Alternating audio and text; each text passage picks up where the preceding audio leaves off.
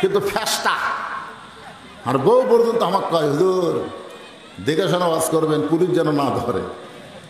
আমি বললাম, পাগলি, পুলিশ ধরার কথা বলিস কেন রে? তুমি বলবা দেখে শুনে আসবেন, আজরাইল যেন না ধরে। আজরাইল আজরাইল ধরার চিন্তা আছে? কে ভাই, আমার সামনে যারা বসে আছেন, আজরাইল ধরার চিন্তা আছে? নাই নাই। আজরাইল ধরার চিন্তা যদি ইমানে থাকতো, পুলিশ ধরার চিন্তা তার অন্তরে আল্লাহ ঢুকাতো না।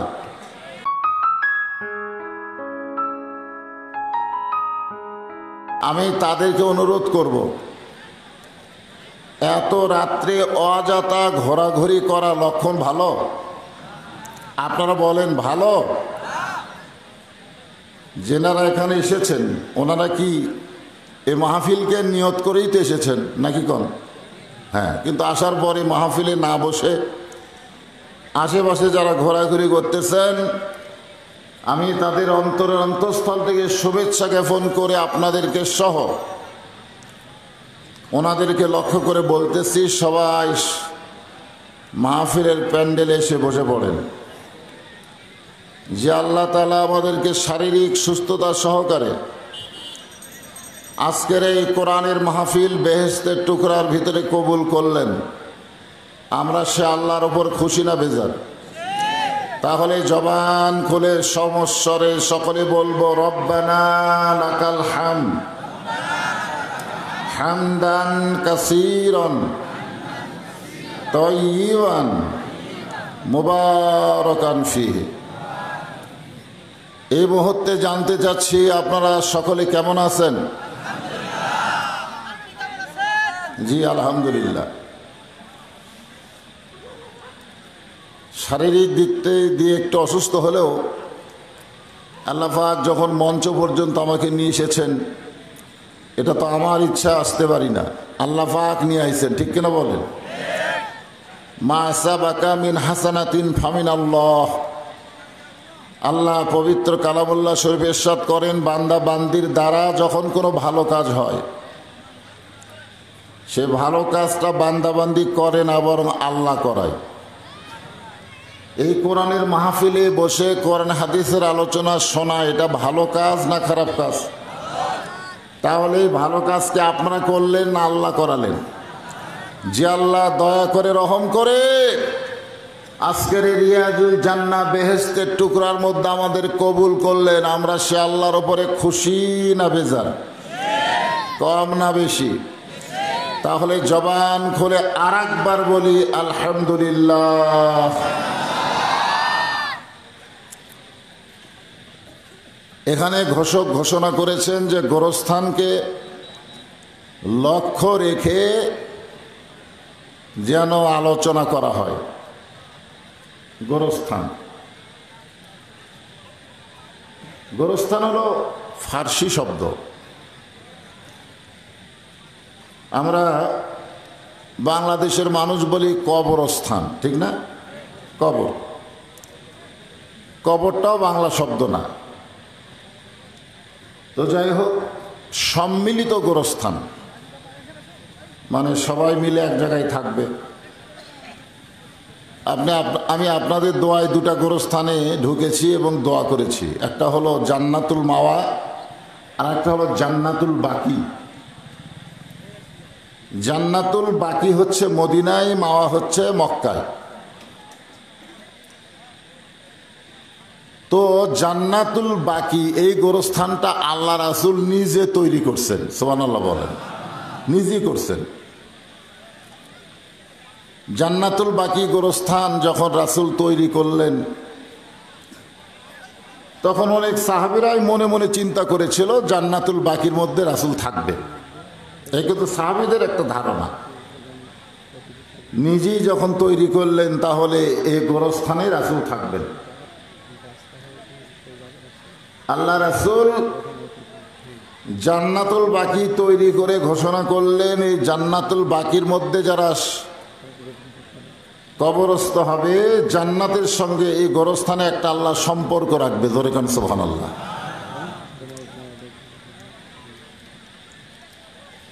সম্মিলিত গোরস্থানে একটা লাভ কি? সবাই মিলে এক জায়গায় থাকার মধ্যে একটা লাভ আছে না নাই? আরে বুঝি তো, বুঝি না, সব বুঝি রে ভাই। 36 বছর হচ্ছে আমার ওয়াজের বয়স। আমি একটু কথাটা বুনে নিয়ে তারপর প্রধান অতিথিকে দিব, তো তাকে বরণ করে নিয়েছি, আমি দিব না মানে না, শুরুই করিনি তো, এনারা গুদাগুদি শুরু করছে। মনে করেন আমি এখানে বসে আছি, এটা কিন্তু বোঝানোর জন্য বলতেছি। তো কমিটির লোকজন চিন্তা করতেছে হুজুর তো ওয়াজ করতে ঘেমে যাবে, তা আমরা হুজুরকে একটা ফ্যান দেই, কিংবা একজন মনে করতেছে হুজুরকে একটু পাকা হাঁকে। এটা কিন্তু বুঝাচ্ছি, তাই বলে আমি পাকা চাচ্ছি না। নিয়ত কি? শুধু আমাকে বাতাস দিবে, ঠিক না? এই নিয়তেই কিন্তু ফ্যান সেট করছে, এই নিয়তেই কিন্তু একজন মাথার উপর পাকা ঘুরাচ্ছে। কিন্তু আমার আশেপাশে যারা বসে আছে তারা কি বাতাস পাবে না? তাদের কি নিয়ত আছে? কিন্তু তারা কাছে থাকার কারণে অটোমেটিক একটা বাতাসের ভাগিদার হয়ে যাচ্ছে।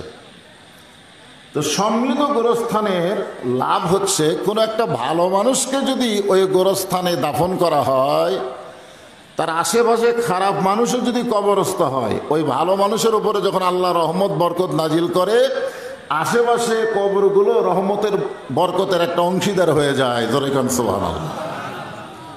এজন্য একা একা না থেকে সকলে মিলে এক জায়গায় থাকা ভালো না খারাপ? এটা আল্লাহ রাসূলের সুন্নাত। আল্লাহ রাসূল জান্নাতুল বাকি নিজের হাতে তৈরি করেছেন। সেই গোরস্থানকে সামনে নিয়ে আমি আজকের আলোচনা করব ইনশাল্লাহ।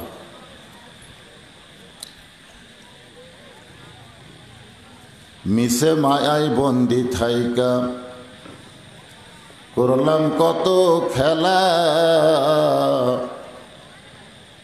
পশ্চিমে তাকিয়া দেখো তোমার ডুইবা গেছে বেলা। এক পলকের নাই ভরসা, এক পলকের নাই ভরসা, মিশে সকল আশা। কখন বুঝি দারুণ ঝড়ে ভাঙবে তোমার বাসা। 20 তলা 30 তলা পর্যন্ত বিল্ডিংয়ে মানুষ ছিল। তুরস্কের খবর জানেন না? সামান্য একটু কি এত সুন্দর করে বাসা বানাইছে, এক ঝাঁকুনিতে কেউ আর বাসায় নাই, সব নিচে নামছে। তা আমরা যখন মারা যাই তখন আমাদেরকে উপরে রাখে না নিচে রাখে? এখান থেকে বোঝা গেল আমাদের সবাইকে কেউ ভূমিকম্পের ঝাঁকুনি, কেউ মৃত্যুর ঝাঁকুনিতে আমাদের সবাইকেই কিন্তু যাইতে হবে। জোরে কর কথা, ঠিক কিনা? আল্লাহ বললেন, ইয়া আইয়ুহাল্লাযীনা আমানু, যারা আমাকে বিশ্বাস স্থাপন করেছ, আত্তাকুল্লাহ, আল্লাহকে ভয় করতে হবে, হাক্কা তুকাতিহি, যথাযথ ভয় করা লাগবে। লা তামুতুন্না, মৃত্যুবরণ করো না, ইল্লা ওয়া আনতুম মুসলিমুন, যতক্ষণ মুসলমান না হবে। এখন ব্যাপার হলো, আমার সামনে যারা বসে আছে আমরা সকলে কি? জোরে বলেন। শরম লাগতেছে নাকি? মুসলমান, এই কথাটা জোরে বলেন। আমরা সকলে কি? আরো জোরে, জোরসে বলুন। সহজ কথা, কিন্তু আল্লাহ যে বলতেছে লা তামুতুন্না, মৃত্যুবরণ করো না, ইল্লা ওয়া আনতুম মুসলিমুন, যতক্ষণ মুসলমান না হবে। এখানে আমরা বুঝতে পারলাম যে মুসলমান মুসলমান মিছিল করা সহজ, কিন্তু মুসলমান হয়ে মরা খুব কঠিন। আপনারা বলেন সহজ না কঠিন? কথা কয় না রে বা। আমি মুসলমানের সন্তানদের বলবো, যদি সত্যিকার অর্থে আপনার মৃত্যু বিশ্বাস হয়, আর কোনো কিছু বিশ্বাসের দরকার নাই, শুধু আপনি মরবেন এটা যদি আপনার বিশ্বাস হয়, তাহলে আপনি আশেপাশে না থেকে মাহফিলের প্যান্ডেলে বসেন, আজকে আলোচনা শোনেন। মুসলমান শুধু দাবি করার বিষয় না, মুসলমান হয়ে মরা লাগবে। জোরে কোন কথা, ঠিক কিনা? আর মুসলমান হয়ে কেউ যদি মরে, এই গোরস্থানে তার দেহকে দাফন করা হবে, তার রুহুকে দাফন করা হবে না। রুহু যাবে ইল্লিন নামক জান্নাতের বাগানে। জোরে কোন ঠিক? কোনো ভয় নাই, মুসলমান হয়ে মরা লাগবে, এই হচ্ছে সত্য। এমন আযাব দিবে রে ভাই কবরের ওই মাটিতে, গলা ফেটে রক্ত ঝরবে চিৎকারের ওই চোটেতে। এ যুবক যারা আমার সঙ্গে আসো, বহু গান তোমরা আজে বাজে গাইলে, এবার একটা গান গাও। কিন্তু যেদিন ডাক পড়িবে, সবাই বলেন, কিন্তু যেদিন ডাক পড়িবে কবর মাঝে যাইতে, জোগাড় কিছু করছো বন্ধু তার মাঝে বিছাইতে। কিন্তু যেদিন ডাক পড়িবে, ডাক পড়বে যখন পড়বে, কবে কবে? দেখছেন এখানে কি বলতেছে? কিন্তু যেদিন, সে যেদিন যে কোন দিন এটা আমরা কেউ জানি না। যদি জানবার পারতাম তাহলে আমরা সাইজ হয়ে মৃত্যুবরণ করতাম। জোরে কোন ঠিক কিনা? কিন্তু জানি না তো।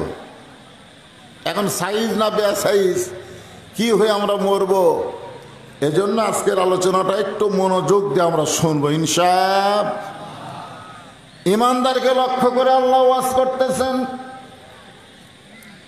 আল্লাহ কিন্তু বলে নাই ইয়া আইয়ুহান নাস, রে সমস্ত মানুষ, এই কথা আল্লাহ বলে নাই। আল্লাহ বলতেছেন ইয়া আইয়ুহাল্লাযীনা আমানু, যারা আমাকে বিশ্বাস স্থাপন করেছ। এই বিশ্বাস সম্পর্কে সাহাবীরা নবীকে বললেন, রাসূলুল্লাহ এই বিশ্বাস সম্পর্কে আমরা জানতে চাই। আল্লাহর নবী বললেন ইকরার বিল লিসান, তাসদিকু বিল জানান, আমল বিল আরকান, এরই নাম হলো ঈমান। এখানে তিনটা বিষয় আছে, খুব খেয়াল করবেন। জবানে লা ইলাহা ইল্লাল্লাহ বলা, এটা কি সহজ না কঠিন? কথা কয় না, সহজ না? লা ইলাহা ইল্লাল্লাহ, লা ইলাহা ইল্লাল্লাহ, এমন ঝাঁকি মারে, হায় হায়। ঝাঁকির চোটে দুই একজন বেহুশ হয়ে যায়, আবার দুই একজন ঝাঁকির চোটে পীর সাহেব পাড়া ধরে, দুই একজন ঝাঁকির চোটে খুঁটি বা একেবারে সামিয়ানা পর্যন্ত যায়। এরকম লোক আছে না নাই? ঝাঁকি শুধু মুখে মুখে কলেমা পড়লেই যদি ঈমান হতো তাহলে উমাই ইবনে খালাব শুধু কলেমা পড়ে নাই, আল্লাহর নবীর পেছনে 5 ওয়াক্ত নামাজ আদায় করেছে। কিন্তু সে মুসলমান হয়ে মরতে পারেনি, মুনাফিক হয়ে মরছে। এই জন্য আল্লাহ কোরআনে বললেন ওয়ামিনান নাসি মান ইয়াকুলু আমান্না বিল্লাহি ওয়া বিল ইয়াউমিল আখিরি ওয়া মা হুম বিমুমিনিন। মানুষের মধ্যে এমন কতগুলো মানুষ আছে যারা বলে আল্লাহ বিশ্বাস করি, নবী বিশ্বাস করি, আখিরাত বিশ্বাস করি, আল্লাহ বলেছে, তারা মুমিন না। ধরে খান তারা কি না? এই কথা কম কি না? মুমিন না। এই জন্যে আমরা বাংলাদেশে অধিকাংশ মুসলমান আমরা কলমা পড়া মুসলমান। যেরকম কি পড়া মুসলমান? কলমা পড়া, ইকরার বিল লিসান। আমার এলাকার এক হিন্দু মুরব্বী আমাকে বলেছে, বাজান মুসলমানের কলমার দাম আছে। তা আমি কইলাম আপনি হিন্দু হয়ে মুসলমানের কলমার দাম কেমনে বোঝেন? বলে যুদ্ধের সময় এই কলমা কইয়া পাকিস্তানের আর্মির থেকে আমরা বেঁচে গেছি। পাকিস্তানের আর্মি যখনই আমাদের সামনে আসতো আমরা বলতাম লা ইলাহা ইল্লাল্লাহ, লা ইলাহা ইল্লাল্লাহ, ইকরার বিল লিসান। পাকিস্তান আর্মি কয় বিলকুল ঠিক হয়, ঠিক হয়। শুধু এই কলমা মুখে জারি রাখার কারণে আর্মির গুলি থেকে আমরা বেঁচে গেছি। আমি বললাম দাদা ভাই, কলমা শুধু মুখে জারি করার কারণে আর্মির হাত থেকে আপনি বেঁচে গেছেন, কিন্তু এই কলেমা যদি কলিজার মধ্যে জায়গা দিবার পারতেন তাহলে জাহান্নামের আগুন থেকে আল্লাহ আপনাকে বাঁচাই দিত। তাহলে শুধু মুখে বলা কলমার মুসলমান হলে হবে? এই জন্য রাসূল বললেন তাসদিক বিল জানান, কলিজার মধ্যে জায়গা দেওয়া লাগবে। কলিজার মধ্যে যারা কলেমার জায়গা দিবার পারবে তাদের কাছে জীবনের চাইতে ইমানের দাম অনেক বেশি হবে। এই বাংলার মুসলমান একটু মনোযোগ দিয়ে শোনেন, আমরা কোন দেশের মুসলমান কথা কয় না। আমি কিছুদিন আগেই তো মক্কা মদিনা থেকে ঘুরে আসলাম। মক্কা মদিনা কিন্তু পুরাপুরি ইসলামের আইন চালু নাই, তারপরে কিছু আইন চালু থাকার কারণে ওখানকার রাষ্ট্র ব্যবস্থা ইসলামের না, রাজতন্ত্র। জোরে কোন কি তন্ত্র কথা কয় না, কি তন্ত্র? রাজতন্ত্র। কিন্তু কিছু আইন আছে যে আইনটা আল্লাহর কোরআনের আইন, সামান্য কিছু চালু থাকার কারণে আমি ওইখানে গিয়ে বুঝতে পারলাম যে আমি একজন বাংলাদেশের মুসলমান আর মদিনার মুসলমান। বাংলাদেশের মুসলমান আর মক্কার মুসলমান তফাৎ আছে না নাই? যারা জাননি তারা বুঝবার পারবেন না, কিন্তু যারা গেছে তারা বুঝবার পারবে। এই জন্য আমি বলতেছি আমরা বাংলাদেশের মুসলমান। কোন দেশের? অধিকাংশ মুসলমান বাংলাদেশের যারা মরতেছে, অধিকাংশ মুসলমানই তারা মুনাফিক হয়ে মরতেছে, মুসলমান হয়ে মরবার পারতেছে না অধিকাংশ। আজকের আলোচনা শোনেন, গোরস্থানকে কেন্দ্র করে আওয়াজ হবে, ঠিক কিনা বলে? মরা যখন লাগবেই তো মরার মতন মরবো নাকি কম? হ্যাঁ। তাহলে কি বুঝলেন? কলেমা পড়েছে লা ইলাহা ইল্লাল্লাহ এবং 5 ওয়াক্ত নামাজ আল্লাহ নবীর পিছনে আদায় করেছে। এরপরও আব্দুল্লাহ উবাই ইবনে খালফ মুসলমান হয়ে মরতে পারে নাই, মুনাফিক হয়ে মারা গেছে। আমরা যারা এখানে বসে আছি হয়তো বলবো হুজুর কলেমা পড়লো, নবীর পিছনে 5 ওয়াক্ত নামাজ আদায় করলো, দান সদ্গা সবই করলো, কিন্তু মুনাফিক হয়ে মরল কেন? মুনাফিক হয়ে মরল কেন? প্রশ্ন আসে কি আসে না? প্রশ্ন আসে কি আসে না? আমার সঙ্গে আমার মাতাফের মধ্যে একজন বলতেছে লব্বাইক আল্লাহুম্মা লব্বাইক লব্বাইক লা শারীকা লাক লব্বাইক ইন্নাল হামদা ওয়ান নি'মাতা। এই পর্যন্ত বলার পর আর বলতেছে না। আমি বললাম ভাইজান তলবিয়া কমপ্লিট করেন, শেষেরটা বললেন না কেন? তাই হুজুর এ পর্যন্ত বলার সাহস পাচ্ছি, পরকারটা পাচ্ছি না। আমি বললাম কেন? বলে পরকার শব্দ হলো লাকাওয়াল মুলক লা শারীকা লাক।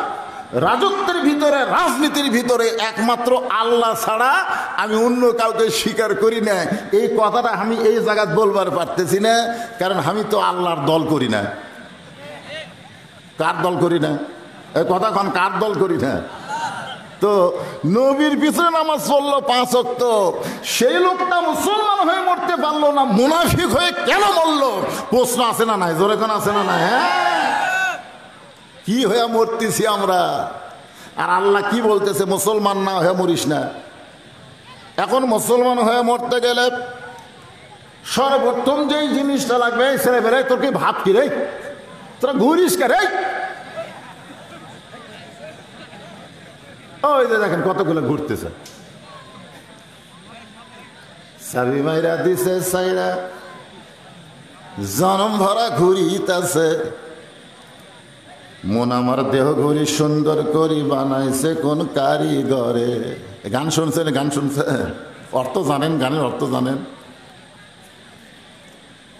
মনের ঘরে তালা দিয়া চাবি নিয়া আছেন সেই, আমি অধম সাধ্য কি তার হুকুম ছাড়া বাইরে যাই। আমার 2 কান্দে 2 মোহরি, 2 কান্দে 2 মোহরি লিখিতেছেন ডায়েরি, দলিল দেখে রায় দিবে, টাকা পয়সার নাই কারবার। সবাই বলেন আছেন আমার মুক্তার, বলেন আছেন আমার মুক্তার, আছেন আমার ব্যারিস্টার। শেষ বিচার, জোরে কোন বিচার? শেষ। বাংলাদেশে যেগুলা বিচার হচ্ছে এলা বিচার না তো, এলা বিচার, এলা বিচার, এলা বিচারের নামে নাটক। শেষ বিচার। ও যুবকেরা, ও বাহিরে ঘোরাফেরা লোকেরা, সত্যি যদি তোমরা মুসলমানের জন্ম দেওয়া সন্তান হও, সত্যি যদি তোমরা মৃত্যুকে বিশ্বাস করো, তাহলে আজকে গোরস্থানকে সামনে নিয়ে আলোচনা হবে। মাহফিলের প্যান্ডেল এসে বসো, শোনো আর শোনো। তাহলে কি করছে? লা ইলাহা ইল্লাল্লাহ স্বীকারোক্তি দিছে, 5 ওয়াক্ত নামাজ নবীর পিছনে আদায় করছে, দান সদকা সবই করছে, কিন্তু মুসলমান হয়ে মরবার পারেনি, মুনাফিক হয়ে মরছে। কি হয়ে মরছে? আপনারা বলেন তো কারণ কি? কারণ নাই। এই জন্যই রাসূল বললেন তাসদিক বিল জেনান, এমনি এমনি বললেন। তাসদিক বিল জেনানের অর্থ হলো কলিজার ভিতরে ঈমান কেমন ভাবে জায়গা দিবে, মৃত্যুকে তারা পরোয়া করবে না, ঈমানের গুরুত্ব তাদের কাছে বেশি হবে। আজকে আমাদের কাছে ঈমানের দাম বেশি না জীবনের দাম বেশি? এ মুনাফিকি কথা বলবেন না, যেটা সত্যি সেটা বলবেন। হ্যাঁ, সত্যি কথাটা কোন তো। এখন একটা সাপ যদি সুরসুর করে সে মাঝখানে ফস করে ফেনা তোলে, আপনারা কি আল্লাহর ভয়ে বসে থাকবেন না সাপের ভয়ে দৌড় দিবেন? সত্যি করে বলেন তো, আল্লাহর ভয়ে বসে থাকবেন না সাপের ভয়ে দৌড় দিবেন? এই জন্য ইমানদারকে লক্ষ্য করে আল্লাহ বলতেছেন 1 নম্বর আমল নামাজ না রোজা না, 1 নম্বর আমল হচ্ছে আত্তাকুল্লাহ, ভয় করতে হবে আল্লাহকে। ইব্রাহিম নবী আগুনকে ভয় করে নাই, মুসা নবী সাগরে ডুবার ভয় করে নাই, ভয় করেছেন আল্লাহকে। আগুন শান্তির বাগান হয়ে যায়, সাগর আল্লাহ রাস্তা বানায় দেয়। জোরে কোন কথা ঠিক কিনা? আর আমরা সাপের কামড় খেয়ে মরব? আপনি যদি আল্লাহকে ভয় করেন, সাপের বাপেরও ক্ষমতা নাই সাপ আপনাকে কামড়ায়। কারণ সাপ কামড়ায় কি সাপের ইচ্ছায় না আল্লাহর ইচ্ছায়? আগুন মানুষকে পোড়াবে আল্লাহর ইচ্ছায় না আগুনের ইচ্ছায়? কথা কয় না, কার ইচ্ছায়? এই জন্য তাসদিক বিল জেনান খুব খেয়াল করবেন। কলিজার মধ্যে ঈমানের জায়গা দেওয়া লাগবে। আবু বকর ঈমান গ্রহণ করলো, হযরত আলী ঈমান গ্রহণ করলো, খাদিজাতুল কুবরা ঈমান গ্রহণ করলো, আব্দুর রহমান ইবনে ঈমান গ্রহণ করলো। তখন আল্লাহ তাআলা আয়াত নাজিল করলো না, কিন্তু যেই মাত্র হযরত বেলাল রাদিয়াল্লাহু ঈমান গ্রহণ করলেন, সঙ্গে সঙ্গে আল্লাহ তাআলা জিবরাইলের মাধ্যমে জানাই দিলেন, ইন্নাল্লাযীনা ক্বালু রাব্বুনাল্লাহু সুম্মা ইসতাকামু তাতানাজ্জালু আলাইহিমুল মালাইকা আল্লা তাখাফু ওয়া লা তাহজানু ওয়া আবশিরু বিল জান্নাতিল্লাতী কুনতুম তুআদুন। কি বুঝলেন? কি বুঝলেন? আবু বকর ঈমান গ্রহণ করলো, খাদিজা করলো, হযরত আলী করলো, আব্দুর রহমান ইবনে আউফ করলেন। তখন আল্লাহ আয়াত নাজিল করেন নাই, কিন্তু হযরত বেলাল ইবনে রেবাহ যখন ঈমান গ্রহণ করছে তখন আল্লাহ আয়াত নাজিল করছে। আয়াত নাজিল করার অর্থ হলো আবু বকরের একমাত্র আল্লাহ ছাড়া কোনো মনিব নাই, খাদিজার একমাত্র আল্লাহ ছাড়া কোনো মনিব নাই, আব্দুর রহমান ইবনে আউফের 1 নম্বর আল্লাহ ছাড়া দ্বিতীয় কোনো মনিব নাই, হযরত আলীর আল্লাহ ছাড়া দ্বিতীয় কোনো মনিব নাই। কিন্তু বেলাল আল্লাহ ছাড়াও আর একটা মনিব আছে, সেই মনিবের নাম হলো উমাইয়া। ধরে কারণ সেই মনিবের নাম কি? আজকে আমরা বাংলাদেশে প্রত্যেকটা মুসলমান বুকে হাত দিয়ে বলেন তো যে আল্লাহ ছাড়া আমাদের আর কেউ নাই, এই কথা বলতে পারবেন? এই কথা কেন বলতে পারবেন? আল্লাহ ছাড়া আর কেউ কোনো ক্ষমতাবান কেউ নাই। ক্ষমতার ভিতরে আমরা মুশরিক, ক্ষমতার ভিতরে মুশরিক। আল্লাহ বলেছেন ওয়া আলা কুল্লি শাইইন কাদির, প্রত্যেকটা বিষয়ের উপর একমাত্র ক্ষমতা কার? আর বুকত হাত দেখি কয় তুই আমাকে চিনিস? আমার দল ক্ষমতাত আছে। ক্ষমতাত কে কোনো দল আছে না আল্লাহ আছে? যারা বলে আমার দল ক্ষমতায় আছে, বুঝবেন সে যতই নামাজি হোক সে মুসলমান হয়ে মরতে পারবে না, সে মুশরিক হয়ে মরবে। জোরে কোন কথা ঠিক কিনা? খুব মনোযোগ দিবেন। তাসদিক বিল জেনান, হযরত বেলালের জন্য আল্লাহ আয়াত নাজিল করছে। হযরত বেলাল যখন বাড়ির দিকে যাচ্ছেন, বাড়িতে একজনের গোলাম, মুনিবের বাড়ির দিকে যখন রওনা দেয়, রাসূল ডাকটা বলে, বেলাল রে, তোমার জন্য আল্লাহ তাআলা স্পেশাল আয়াত নাজিল করলো, তুমি যে আল্লাহকে রব বলে স্বীকার করলা, এর প্রতি তোমাকে ইস্তেকাম থাকা লাগবে, এর প্রতি তোমাকে কায়েম থাকতে হবে। নানা রকম বিপদ আপদ মুসিবত তোমার উপরে আসবে, কোনো অবস্থায় তোমার জীবন দিবে, কিন্তু আল্লাহকে তুমি ছাড়বা না। স্পেশাল করে হযরত বেলালকে রাসূল কেন বললেন? কারণ বেলালের আল্লাহ ছাড়া আর একটা কি আছে? আল্লাহ আছে, হিল্লাও আছে। কয় না আমার খালি আল্লাহ দে হয়, আল্লাহ লাগে, হিল্লাও লাগে।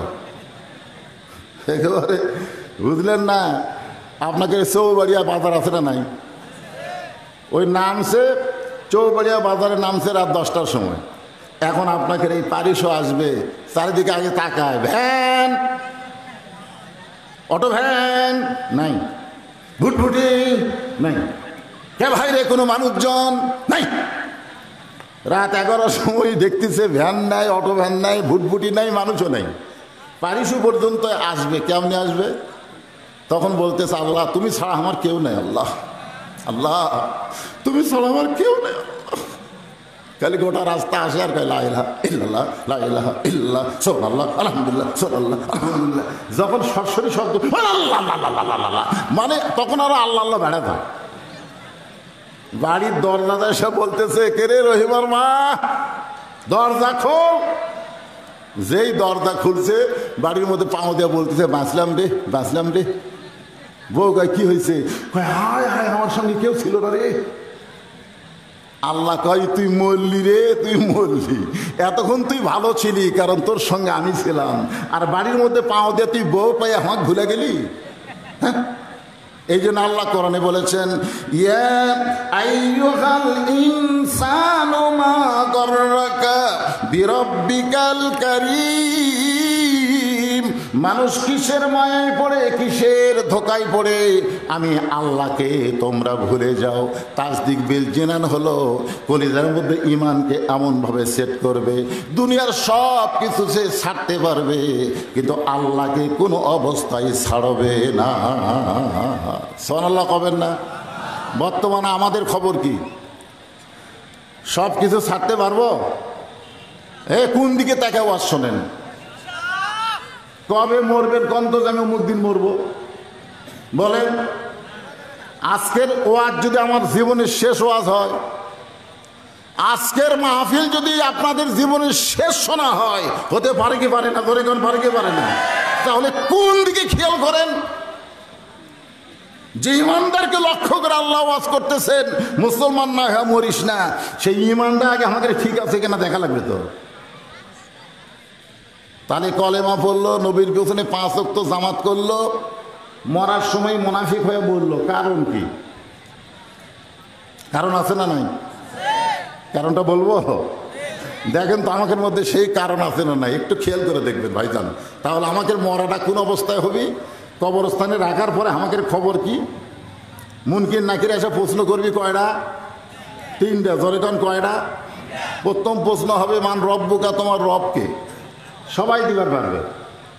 হিন্দু, বৌদ্ধ, খ্রিস্টান এমন কোনো জাত নাই যে 1 নম্বরের উত্তর দিবার পারবি না। কারণ ঠেলাত পড়ে হিন্দুরাও আল্লাহ কয়। এই ধরে কোন কয় কি কয়? কথা কন।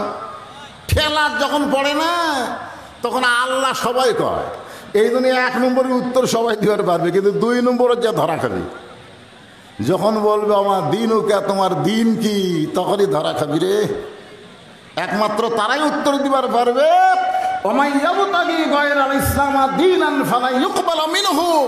একমাত্র ইসলামকে যারা গ্রহণ করে মুসলমান হয়েছে, 2 নম্বর প্রশ্ন উত্তর তারাই শুধু দিবার পারবে। ধরে কোন কথা ঠিক কিনা? 3 নম্বর প্রশ্ন, আমার নাবিউকা, তোমার নবীকে? ওই জায়গায় যায়া অন্য কারো খবর আছে? আমাদের খবর আছে না? কি কন? একদিকে আল্লাহ খাড়া করে দিবে মেসি আর নেইমারকে, হাসরের ময়দানে মেসি আর নেইমারকে একদিকে খাড়া করে দিবে, আর একদিকে আল্লাহ খাড়া করে দিবে হাসান হোসেনকে। আল্লাহ রাসূল বলেছেন, সাইদুস শাবাবে আহলিল জান্নাহ, হাসান হোসাইন রাদিয়াল্লাহু তাআলা আনহুমা জান্নাতি যুবকদের সর্দার হবে হাসান হোসাইন। কিন্তু আল্লাহ মেসি নেইমারকে লক্ষ্য করে বলবে, এ মেসি নেইমার, তোরা খ্রিস্টান হওয়ার কারণে, খ্রিস্টান হয়ে মৃত্যুবরণ করার কারণে তোরা জাহান্নামে যা। তখন মেসি নেইমার বলবে, আল্লাহ আমরা তো জাহান্নামে যাবই, কিন্তু আমাকেও যারা ভালো বাচ্চা, তোমার রাসূল কইছে মান তাশাব্বা বিকওমিন ফাহুয়া মিনহুম, যে জাতকে যে অনুসরণ করবে, আমাদের যারা পতাকা টাঙ্গালো, আমাদের জার্সি যারা গাওয়াত দিল, আমাদের খেলা 3টা পর্যন্ত দেখা ফজরের সময় যারা নাক দেখে ঘুম পারলো, ওই শালা করক ছাড়া আমরা জাহান্নামে যাব না। তখন কি হবে রে? তা আপনারা কি মেসি নেইমারের দল না হাসান হোসেনের দল? তো হাসান হোসেনের দল যদি হবার চান, একটু কান খাড়া করে ওয়াজ শুনবেন। আমার ওয়াজ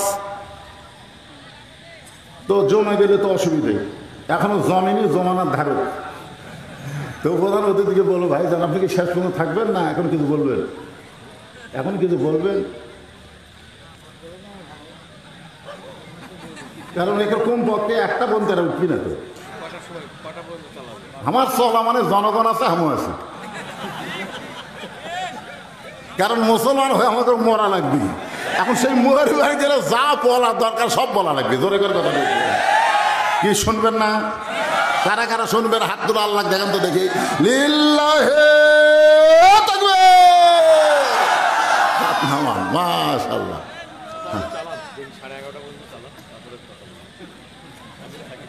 মানে তাও উত্তর পারতেছে না, কয় না ভাল লাগতেছে, চলান।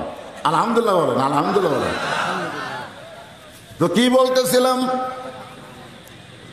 যে কলেমা পড়লো, নবীর পিছনে 5 ওয়াক্ত নামাজ আদায় করলো, তারপরে উবাই ইবনে খালব মুসলমান হয়ে মরতে পারলো না, মুনাফিক হয়ে মরার পিছনে কারণ কি? মরার পিছনে কারণটা হলো, শোনেন, আল্লাহ রাসূল যখন মদিনায়, নামাজটা হচ্ছে জোহরের নামাজ। জোরে বলেন কোন নামাজ? আমার দিকে খেয়াল করেন। ওই নামাজ পড়া অবস্থায় আল্লাহ তাআলা নবীর প্রতি ওহী নাজিল করলেন। নবীর প্রতি ওহী নাজিল করলেন। কোন কিতাবে লেখছে নামাজটা হলো আসরের নামাজ। নবী যখন আসরের নামাজের ইমামতি করতেছেন, ইমামতি করা অবস্থায় আল্লাহ তাআলা নবীর উপরে একটা আয়াত নাজিল করলেন। তার মানে বোঝা গেল, নবী যখন নামাজ পড়ে তখনও আল্লাহ কোরআনে আয়াত নাজিল করে। আমি মসজিদে কেবলাতাইন, যেই মসজিদকে বলা হয় 2 কেবলার মসজিদ, ওই মসজিদে যখন ঢুকলাম তখন দেখলাম একটা মেম্বর করা আছে বাইতুল মুকাদ্দাসের দিকে। এখন সেটা বন্ধ হয়ে গেছে, এখন হচ্ছে কাবার দিকে। কারণ বাইতুল মুকাদ্দাসের দিকে মুখ করে নবী নামাজ শুরু করেছিলেন। নামাজ পড়া অবস্থায় আল্লাহ কেবলা পরিবর্তন করে দিলেন। তার মানে কি বোঝা গেল? নামাজ পড়া অবস্থায় আল্লাহ তাআলা নবীর উপর কোরআনে আয়াত নাজিল করে। সুবহানাল্লাহ। নবী যখন নামাজ পড়তেছেন আসরের, এমন সময় আল্লাহ তাআলা নাজিল করলেন, ইয়া আইয়ুহান নাবিয়্যু হাজ্জিল মুমিনিনা আলাল কিতাল। ওগো রাসূল, আপনার পিছনে যারা জামাতবদ্ধভাবে, সারিবদ্ধভাবে কাতার সোজা করে নামাজ পড়তেছে, তাদেরকে শুধু নামাজি বানালে হবে না, তাদেরকে আর্মি হিসাবে গড়ে তুলতে হবে। কারণ যে কোনো সময় মক্কার কাফেররা মদিনাকে আক্রমণ করতে পারে। আর মদিনা যখন মক্কার কাফের আক্রমণ করবে, তখন দোয়া দিয়া দুরূদ দিয়া আপনি মদিনা বাঁচাবার পারবেন না। ওই কাফের বেঈমানদের বিরুদ্ধে অস্ত্র ধরা লাগবে। হুকুম কার? আরো জোরে বলেন। চিন্তা করেন, এখন অস্ত্রের কথা বললে অনেকে হয়তো বলবে হুজুর সন্ত্রাসী নাকি রে? এটা কি আমার আয়াত না আল্লাহর আয়াত? খুব খেয়াল করেন, ইয়া আইয়ুহান নাবিয়্যু, হে আমার নবী। ইয়া মানে ইয়া বলে ডাক দিলেন। হারজিল মুমিনিনা আলাল কিতাল। আলাল কিতাল, আলাল জিহাদ না, আলাল কিতাল। নামাজ শেষ করে নবী সাহাবীর দিকে মুখ ঘুরে বসলেন। বসে একটা ওয়াজ শুরু করে দিলেন, রে আমার সাহাবীরা, পায়ের গোড়ালির সঙ্গে গোড়ালি মিল করে তোমরা নামাজ পড়ো। পড়ে না? কোন পড়ে কি পড়ে না? নিজের চোখে দেখছি ভাই, আমার দেখা ওয়াজ আমি বেশি করি। মসজিদের মধ্যে ঢুকবো, এমন সময় দেখি 3 জন মুসল্লি খালি ঘড়ি দেখতেছে, নামাজ পড়ান আর কেউ নাই। কয় মুসল্লি? 3 জন মুসল্লি ঘড়ি দেখতেছে, নামাজের সময় হয়ে গেছে, কিন্তু হুজুর নাই। জোরে কোন কি নেই? কতকগুলো সময় হুজুরের দরকার আছে না নাই? হুজুরক তো আপনারা ভালোবাসেন না, কিন্তু কতক সময় দরকার আছে। আমি জানলা দিয়ে তাকাই দিকে ওরাই তিনজন, একজন আওয়ামী লীগ, একজন বিএনপি আর একটা জামাত, তিনজনই খালি হুজুর দেখতেছে। আমি চিন্তা করলাম এই সুযোগ আমি ঢুকলে আমাকে সামনে দিবি, দেখি এরা কি করে। এরা তো বাইরে ফাটাফাটি করে, ভিতরে কি করে দেখি তো। এখন আওয়ামী লীগকে জামাত ইসলাম বলতেছে তোর দল এখন ক্ষমতাতে আছে ভাই, তুই সামনে যা। আওয়ামী লীগ বলতেছে আমি পড়া পারি রে, কিন্তু পড়াবার পারি না। বিএনপি বলতেছে তোর খবর কি, আকামত দেবো ভাই, তুই সামনে যা। আমি গেলে জামাতি যাই, তুই জামাত আমি আওয়ামী লীগ, ওই বিএনপি, সেটা বাইরে আর কথা রে। মসজিদের ভিতরে আমরা তিন ভাই একসঙ্গে জামাত করতে চাই। ধরে কোন সুবহানাল্লাহ, সুবহানাল্লাহ। কত দামি কথা যে বাইরে আমাদের 40 দল 42 দল হতে পারে, কিন্তু ভিতরে কিন্তু আমরা কয় দল? কথা কয় না, কয় দল? আপনাকে আওয়ামী লীগ বললে কি গোরস্থান ভিন্ন না একটাই? বিএনপি বললে, জামাত বললে, তাহলে আমাদের সবই এক, আল্লাহ এক, রাসূল এক, কোরআন এক, খালি দল ভিন্ন। একটু মনোযোগ দিয়ে শোনেন, নবী যখন বলতেছেন আমার সাহাবীরা শোনো, কাতারবদ্ধ হয়ে তোমরা নামাজ আদায় করলে, কাতারবদ্ধ হয়ে বাতিলের বিরুদ্ধে তোমাদের লড়াই করতে হবে। মক্কার কাফের বেঈমানেরা যদি কোনো সময় মদিনা আক্রমণ করে, তখন দোয়া দিয়া দরুদ দিয়া এই মদিনা কিন্তু রক্ষা করা যাবে না, তাদের বিরুদ্ধে অস্ত্র ধরা লাগবে। এ আয়াত আল্লাহ নামাজের মধ্যে আমার উপর নাজিল করে দিল। সঙ্গে সঙ্গে উবাই ইবনে খালাফ, সামনে কাতারের সাহাবী, সামনে কাতারে যিনি নবীর পিছনে নামাজ পড়তেন, সে আল্লাহ নবীর হাঁটুর সঙ্গে হাঁটু লাগায় বলতেছে ইয়া রাসূলুল্লাহ, এটা হলো গন্ডগোলের আয়াত। কথা কয় না, এটা কিসের আয়াত? হুজুর এটা না গন্ডগোলের আয়াত। আল্লাহ রাসূল চিন্তায় পড়ে গেল, কে রে এই টুপিওয়ালা দাড়িওয়ালা জুব্বা নাই, কে রে এই সামনে কাতারে নামাজ পড়ে আর আল্লাহর আয়াত বলে এটা গন্ডগোলের আয়াত? কে?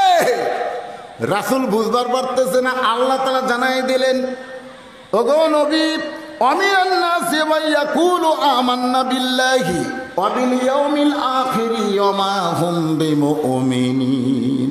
তারা এলালে ঘরে ঘরে এর নিয়ত কি? তোর কি নিয়ত রে? না না, এরা এই পিছনে আসছিল, ফের থেকে আস্তে আস্তে সামনে এলো। তার মানে রুমাল আদায় করবি? আচ্ছা ঠিক আছে, এই রুমাল পেটাই ভেতর ঢোকো, ঢোকো। কোথায় গেল? সব করা একবারে ঢোকো, 2 মিনিটের মধ্যে কাম ছাড়বা। আদায় শুরু করার আগে তোমরা খাড়া হও, আমি একটা ওয়াজ করি, তারপর আদায় শুরু করো। শোনেন ভাই, মসজিদের সামনে দিয়ে দান বাক্স যায় কি যায় না? যায় না? আপনাকে এলাকা যায় না? যায়। যে দান বাক্স মুখের সামনে আইছে, এখন চোখ বন্ধ করে চিন্তা করতেছে কি করি। পকেটত আছে 500 টাকা, 1000 টাকা, 200 টাকা, 100 টাকা, 50 টাকা, 10 টাকা নেই, 10 টাকা নেই। ওই কিন্তু চোখ বন্ধ করে সব খবর নিয়েছে, ওর পকেটে 10 টাকা নেই, কিন্তু 50 আছে, 100 আছে, 200 আছে, 500 আছে। ওই তখন কি করছে, এভাবে আমাদের টাকা নেই, এভাবে এমন জোরে ঠেলা মারছে যে 2 মুসল্লি পার হয়ে 4 নম্বরত গেছে। এরাও 2 জন মনে মনে খুশি, বলতে যাই রে তোর হাতত বল আছে রে।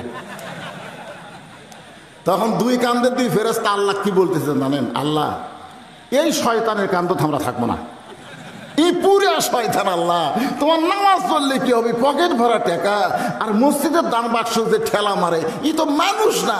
তো মানুষ যদি না হয় আর কান্দত থেকে আমাকে লাভ কি? এত লেখার আমরা কিছুই পাচ্ছি না, মসজিদের মধ্যেই শালা শয়তান মারছে ঠেলা। তো আপনাদের কাছে তখন ওই যে রুমাল, আগে রুমাল নামলো, কে রুমাল নামার ওটা? আরে আপনার কাছে রুমাল যাবে, এই রুমাল কি আপনার ঠেলা মারবেন? রুমাল কাছে গেলে কারা কারা টাকা দিবেন? 10 হোক, 20 হোক, 50 হোক, জায়গা পারেন দিবেন। কারা কারা একটু আল্লাহ হাত দেখান তো দেখি। যারা দিবেন তারা হাত দেখান দেখি। মাশাল্লাহ, মাশাল্লাহ, আলহামদুলিল্লাহ, সবাই দিবে। এখন নামো, এখন নামো, এখন নামো। হ্যাঁ, তো মহিলার মধ্যে মহিলা সেট করছেন না মরদ? হ্যাঁ, মহিলা আছে, আচ্ছা ঠিক আছে। মহিলাদের মধ্যে মহিলা মা বোনেরা যারা আদায়ের দায়িত্বে আছেন, এই মুহূর্তে আপনারা রুমাল নিয়ে নেমে পড়েন। 2 মিনিটের মধ্যে আদায় কমপ্লিট করতে হবে। এই আপনাকে যার পকেটে যা আছে, যেটুকু দিবার মন চাই যেটাই দিবেন সেটা আখেরাতের খোরাক। যেটাই দিবেন সেটা আপনার ভবিষ্যতের তো হবেই। অনেক এখন ভবিষ্যতে কোনো টেনশন নাই। ব্যাংকে 20 লাখ টাকা, আল্লাহকাই পাগলা, ব্যাংকের 20 লাখ টাকা তোর ভবিষ্যৎ না, তোর ভবিষ্যৎ হলো মৃত্যু। তোর এখন কথা ঠিক কিনা?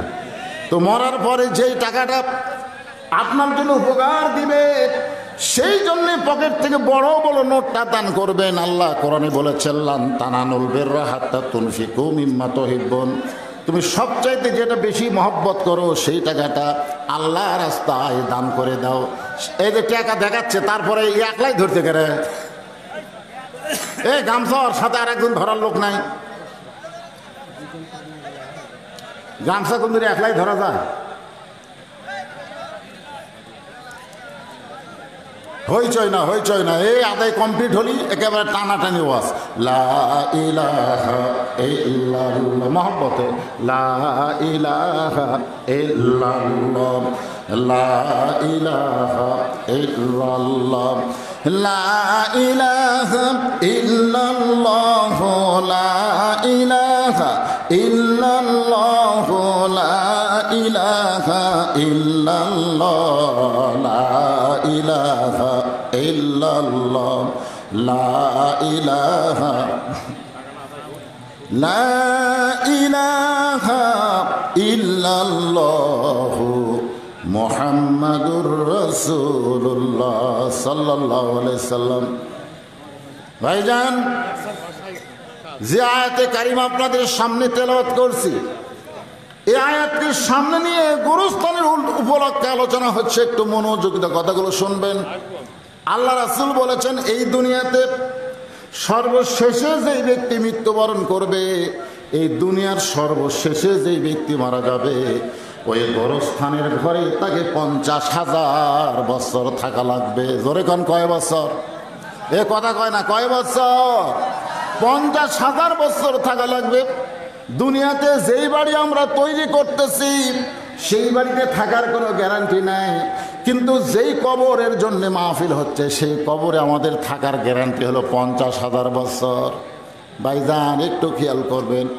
আমি গানের মধ্যে শুনেছি, গানের মধ্যে বলেছেন, গোরস্থানের একটু মাটি বায়না করে রাখ, গোরস্থানের একটু মাটি বায়না করে রাখ, কখন যেন আসতে পারে তোমার মরণেরই ডাক।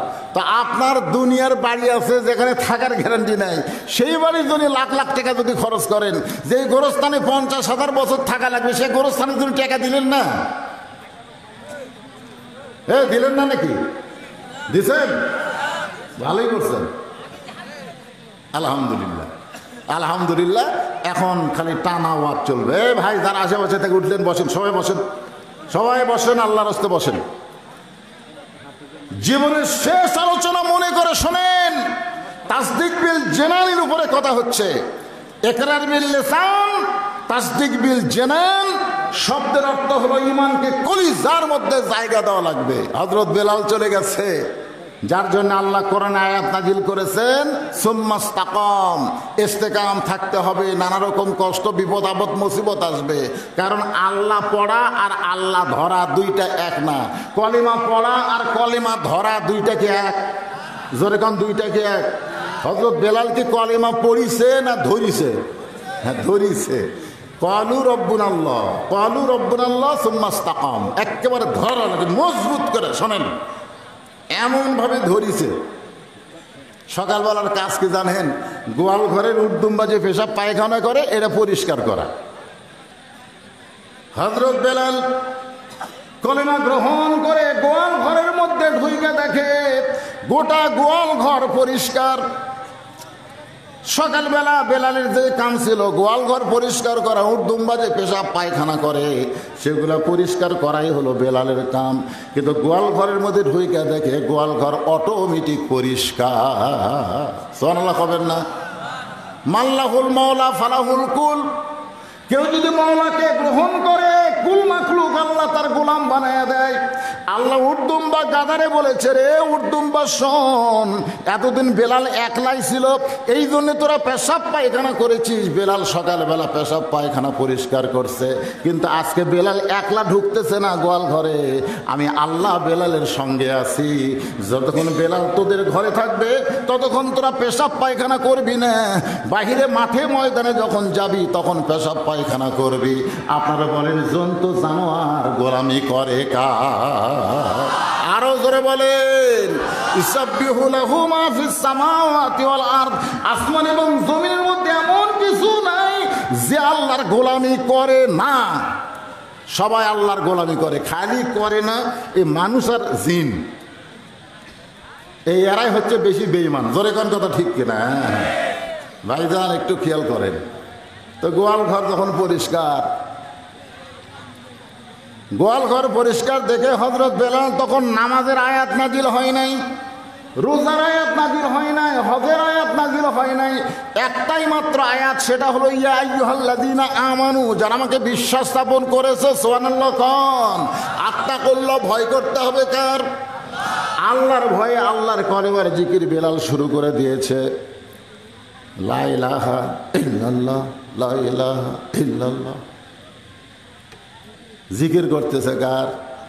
সকাল হয়ে গেল, সূর্য উদয় হয়ে গেছে। সেই সময় তার সালাত খয়রুন নাওম ছিল না, খয়রুন মিনান নাওম ছিল না। কে আজান দিবে? কেউ আজান দেয় নাই, সকাল হয়ে গেছে। অন্যান্য গোলামেরা বেলালের বিরুদ্ধে মনিবের কাছে নালিশ করলো, ও মনিব, বেলাল আয়েশা হয়ে গেছে। সূর্য পশ্চিম দিকে উদয় হয়ে গেল, পূর্ব দিকে উদয় হয়ে গেল, সূর্যের তাপ ছেড়ে গেল, এখনো পর্যন্ত বেলাল গোয়াল ঘরের দরজা খোলে নাই।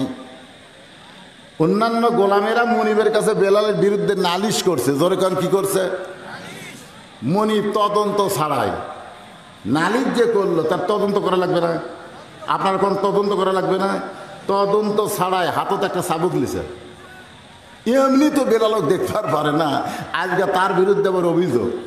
এমনি তো আলেম ওলামাকে কতগুলো নাস্তিক দেখতে পারে না, আবার তাদের বিরুদ্ধে অভিযোগ। জোরে কোন কথা ঠিক না?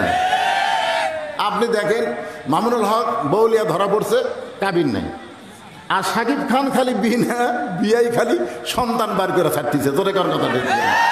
আপনারা বলেন তো এর চাইতে বড় লুচ্চা বাংলাদেশ আছে?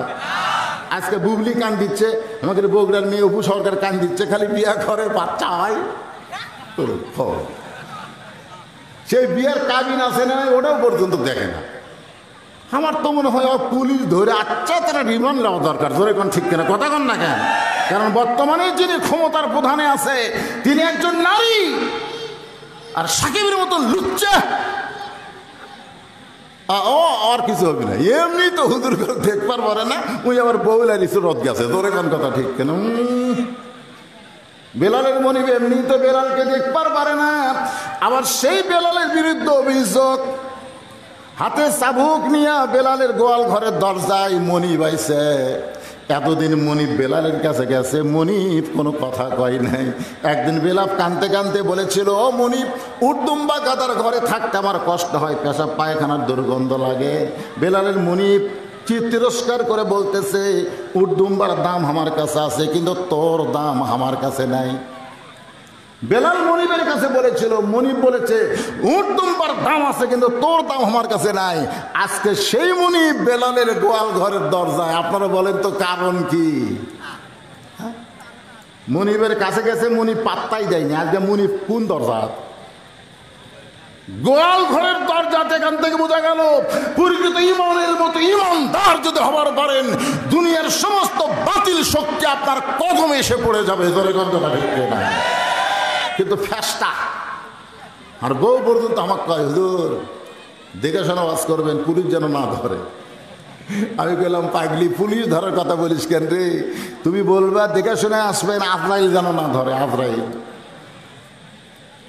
আজরাইল ধরার চিন্তা আছে? কে ভাই, আমার সামনে যারা বসে আছেন, আজরাইল ধরার চিন্তা আছে? নাই নাই। আজরাইল ধরার চিন্তা যদি ইমানে থাকতো, পুলিশ ধরার চিন্তা তার অন্তরে আল্লাহ ঢুকাতো না। একটু মনোযোগ দিয়ে শুনবেন। বেলালের মুনিব দরজায় ডাকতেছে, বেলাল, পূর্ব দিকে সূর্য উদয় হয়ে গেল, এখন পর্যন্ত গোয়াল ঘরের দরজা খুলিস না। এ বেলাল, বেলাল, বেলাল বলে চিৎকার করে। কারণ বেলাল আসল মুনিবের প্রেমে ধরা দিয়েছে, নকল মুনিবের কোনো শব্দ বেলালের কানের মধ্যে ঢুকতেছে না। আসল মুনিবের কাছে যদি আমরা ধরা দিবার পারি এই কোরআন শরীফ নিয়ে, তাহলে দুনিয়ার নকল কোনো মুনিব আমাদের কাছে আসতে পারবে না। ধরে কারণ ঠিক। কে যেন একজন বলল 23 সাল হলো দুর্ভিক্ষের বছর, আপনারা শোনেন নাই? 22 সালে কে যেন একজন বলল 23 সাল হলো দুর্ভিক্ষের বছর। আমাকে অনেক লোক বলে, হুজুর তাহলে 23 সালে আমরা কি করে খামো? আমি বললাম, তোর যা টাকা আছে তুমি বিক্রি করে চাউল কিনা থো। 23 সাল দুর্ভিক্ষ হবি, চাউল কিনা থো, কিনা বাড়ি বোঝাই করে থো, তুই একলাই খাবো, সকলে না খেয়ে থাকবি, তোর মজা হবি। আমাকে হুজুর সত্যি দুর্ভিক্ষ হবি। এক নেতা যে করলো 23 সাল দুর্ভিক্ষের বছর, তা আমরা কি করবো হুজুর? আমি বললাম, পাগলা, নেতার দাম বেশি না আল্লাহর দাম বেশি? হুজুর আল্লাহর দাম তো বেশি। তা আল্লাহ কি কইছে?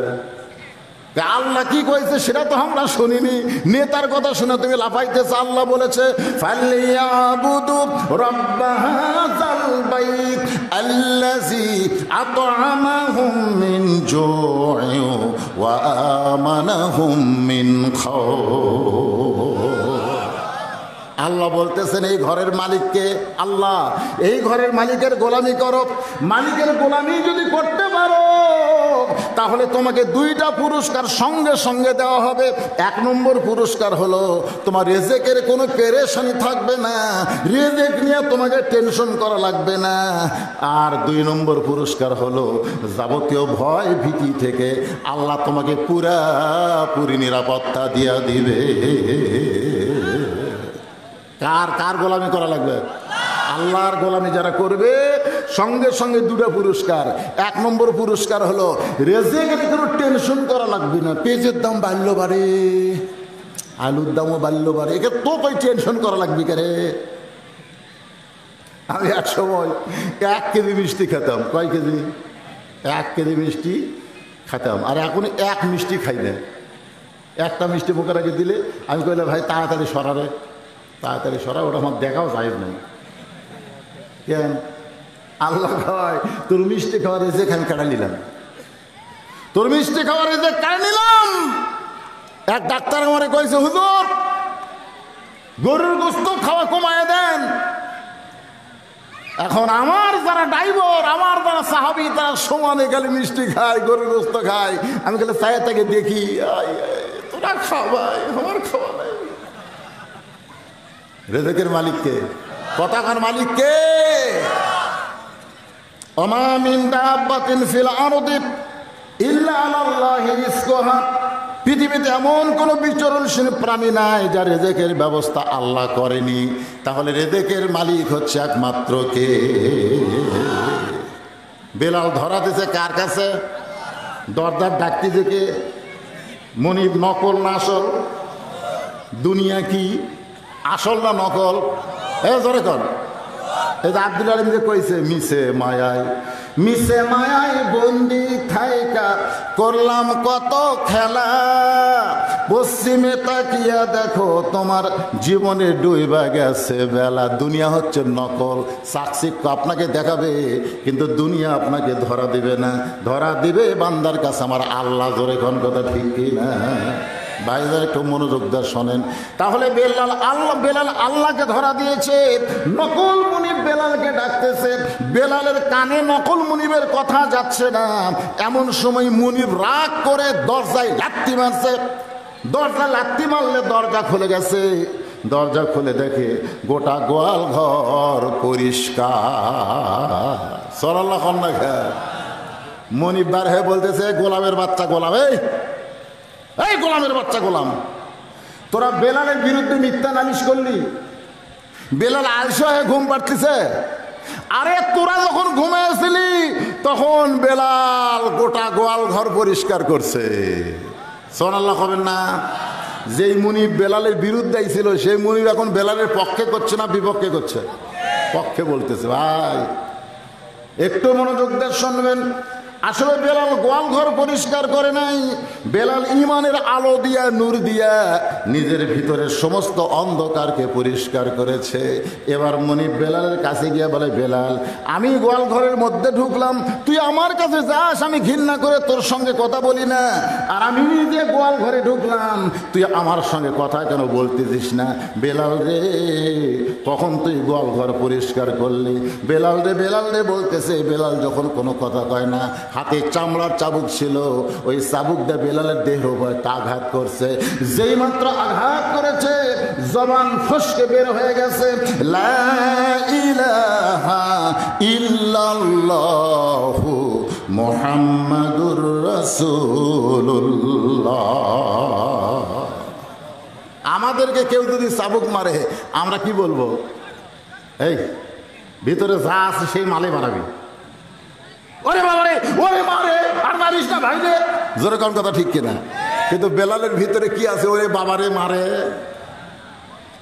জবান যেটা ভিতরে আছে জবান ফসকে বার হয়ে গেছে, লা ইলাহা ইল্লাল্লাহু মুহাম্মদ রাসূলুল্লাহ। সঙ্গে সঙ্গে বেলালের মুনিব উমাইয়ার দেহ থরথর করে কাঁপতেছে, এরকম দেহ থরথর করে কাঁপতেছে, হাতের চাবুক মাটি পড়ে গেছে। কারণ কলেমার কত পাওয়ার এটা এখনো বাংলার মুসলমান বুঝতে পারে নাই। এই কলেমার পাওয়ার আমার আল্লাহর পাওয়ার কম না বেশি? জোরে কম না বেশি? আজ কয়েক বছর আগে গুজরাটে হিন্দু মুসলমানের মধ্যে একটা দাঙ্গা শুরু হয়েছিল, মনে আছে আপনাদের? ভারতের গুজরাটে মোদী সরকারকে কসাই সরকার বলে কেন? দাঙ্গা যখন শুরু হলো, একটা হিন্দু যুবতী বিয়ে হয়েছে, প্রসব বেদনা উঠেছে, আজ 3-4 দিন খালি পেটের বেদনা, কলিজার মধ্যে আসে, বাচ্চা হয় না। তো বাপ মা সিজার করার জন্য অ্যাম্বুলেন্স করে হাসপাতালে নিয়ে যাচ্ছে। যখন হাসপাতালে যাচ্ছে ওই রাস্তাতে আবার মুসলমানের মিছিল হচ্ছে মুদির বিরুদ্ধে। মিছিলের মধ্যে একটা শব্দ হলো লিল্লাহে তাকবীর। যে লিল্লাহে তাকবীর আল্লাহু আকবার বলেছে, সঙ্গে সঙ্গে অ্যাম্বুলেন্সের মধ্যে ওই গর্ভবতী মহিলাটা একটা ঝাঁকি খাচ্ছে, এরকম আল্লাহু আকবার শুনে যে ঝাঁকি খাচ্ছে সে আল্লাহ করে বাচ্চা বার হয়ে গেছে। বাপ মকাই ক্যারি 3 দিন ধরে কান দিচ্ছে, বাচ্চা হয় না। আমরা ভগবান ভগবান করি, তাও কাম হয় না। আর একে আল্লাহু আকবার তাকবীর শোনা বাচ্চা হলো। মেয়ে বাড়ি ফিরে গেছে, বাপ মাও মেয়ে 3 জনই বলতেছে ভগবান বাদ দিয়ে আমি আল্লাহ ধর্ম। যে আল্লাহু আকবার শব্দ শুনে বাচ্চা বার হয়ে গেছে। জোরে কোন কথা কয় না? তাহলে কলেমার পাওয়ার আছে না নাই? জোরে কোন আছে না নাই? চাবুক যে বাড়ি মারছে সেই মুনিবের চাবুক মাটিতে পড়ে গেছে। জোড়হাত করে বলতেছে, বেলাল তুই আমার গোলাম হয়ে কখন ঈমান গ্রহণ করলি? আমি উমাইয়া একজন মেম্বার, আমার চেয়ারম্যান হল আবু জেহেল, আমি হলাম একজন মেম্বার, আমার চেয়ারম্যান হল আবু জেহেল। একদিন আবু জেহেল মেম্বারকে নিয়ে বলেছে, সভাসদ বর্গকে বলেছে, আমাদের গোলামের উপরে আমরা যে নির্যাতন করতেছি, যে নিষ্পেষণ করতেছি, এই গোলামেরা যদি আব্দুল্লাহর এতিম পোলার দরবারে যায় ওদেরকে কিন্তু আমাদের গোলাম আর রাখা যাবে না। ওরা আসল মানুষের কাছে গেলে আসল ঠিকানা পেয়ে যাবে। খবরদার আমাদের কারো গোলাম যেন আব্দুল্লাহর এতিম পোলার কাছে না যায়। বেলাল রে, আমার চেয়ারম্যান আবু জেহেল আমাকে নিষেধ করেছে, আমি গোলামদের দিকে লক্ষ্য করেছি, কিন্তু কখন তুই গেলি আব্দুল্লাহর এতিম পোলার কাছে? এই কলমা কেমনে গ্রহণ করলি? বেলাল রে, আমি তোর মুখের কলমা শুনেছি, আর কেউ শোনে নাই। ও বেলাল, তুই আমার কাছ থেকে যদি চাস গোয়াল ঘরে যত উট দুম্বা আছে সমস্ত উট দুম্বা দিয়ে দিব, তুই উট দুম্বা নিয়ে চলে যাবি, আর কোনো দিন আমার কাছে আসবি না। বেলাল চিৎকার করে বলে, মনিব গোয়াল ঘরের উট দুম্বা দিয়ে তুমি আমাকে দূরে সরাবার পারবা না। যার কাছে ঈমান পাইছি, সুযোগ পাইলে আমি তারই কাছে থাকতে চাই। আল্লাহ কোরআনে বলেছেন, মা আতাকুমুর রাসূলু ফাখুযুহু ওয়া মা নাহাকুম আনহু ফান্তাহু। যখন ঈমান গ্রহণ করার পরে সুযোগ পাইছি, আমরা তাহলে কার কাছে থাকতে চাই? জোরে কোন কার কাছে? আল্লাহর নবীর কাছে। জোরে কোন কার কাছে? যার কাছ থেকে আমরা আল্লাহ পেয়েছি সেই নবীটা কি? বাজান গো একটু মনোযোগ দিয়ে শুনবেন। তো আল্লাহর কথা, ইমানের কথা বলতেছি। মোহাম্মদ রাসূলুল্লাহ জিনিসটা কি আমরা অনেকেই বুঝতে পারি না। আবু জেহেল উতবা সাহেবা কিন্তু লা ইলাহা ইল্লাল্লাহ জিকির করেছে, লা ইলাহা ইল্লাল্লাহ জিকির করেছে, কিন্তু মোহাম্মদ রাসূলুল্লাহ বলতে চায় না। আল্লাহ নবী বলেন, আল্লাহ এই মক্কার বড় বড় নেতারা লা ইলাহা ইল্লাল্লাহর জিকির করে, মোহাম্মদ রাসূলুল্লাহ বলেনি, তো আপত্তি কি? আল্লাহ কয়, হাবিব যতক্ষণ মোহাম্মদ রাসূলুল্লাহ না বলবে ততক্ষণ পর্যন্ত তাদের ঈমান গ্রহণ করা হবে না। আজকে শুনে নেন, যদি আত্তাকুল্লাহ হাক্কা তুকাতিহি আমাদের আমলের মধ্যে আনতে চাই, তাহলে মোহাম্মদ রাসূলকে আমাদের গ্রহণ করার দরকার আছে না নাই? দরকার আছে না নাই? আল্লাহ কেন বললেন লাকাদ কানা লাকুম ফি রাসূলিল্লাহি উসওয়াতুন হাসানা? যদি সফলতা অর্জন করতে চাও তাহলে মোহাম্মদকে তোমাদের আদর্শ হিসাবে গ্রহণ করে নাও। লাইলাতুল মিরাজে জান্নাতের মধ্যে যখন নবী ঢুকলেন, ফেরেশতা জিবরাইল বলতেছে, ইয়া রাসূলুল্লাহ আপনি যদি জান্নাত থেকে বের না হন, আল্লাহ আপনাকে জান্নাত থেকে বের করে দিবে না। রাসূল বললেন, জিবরাইল আমি জান্নাতের মধ্যে ঢুকেছি জান্নাতে থাকার জন্যে না, আমি জান্নাতের মধ্যে প্রবেশ করেছি আমার উম্মতের জন্য আল্লাহ কেমন জান্নাত বানাইছে সেই জান্নাত দেখার জন্যে। আমি নবী ততক্ষণ পর্যন্ত জান্নাতে ঢুকবো না থাকার নিয়তে যতক্ষণ আমার সমস্ত উম্মতেরা জান্নাতি না হবে। সুবহানাল্লাহ জোরে কর। তাহলে আমাদের নবী কেমন নেতা, যিনি জান্নাতের মধ্যে যাও আমাকে কথা বলছে? এ কথা কয় না কেন? আজকে যেই নেতার পিছনে আপনি ঘুরতেছেন সেই নেতা সংসদে যায় আপনার কথা মনে আছে? কথা কয় না, মনে আছে?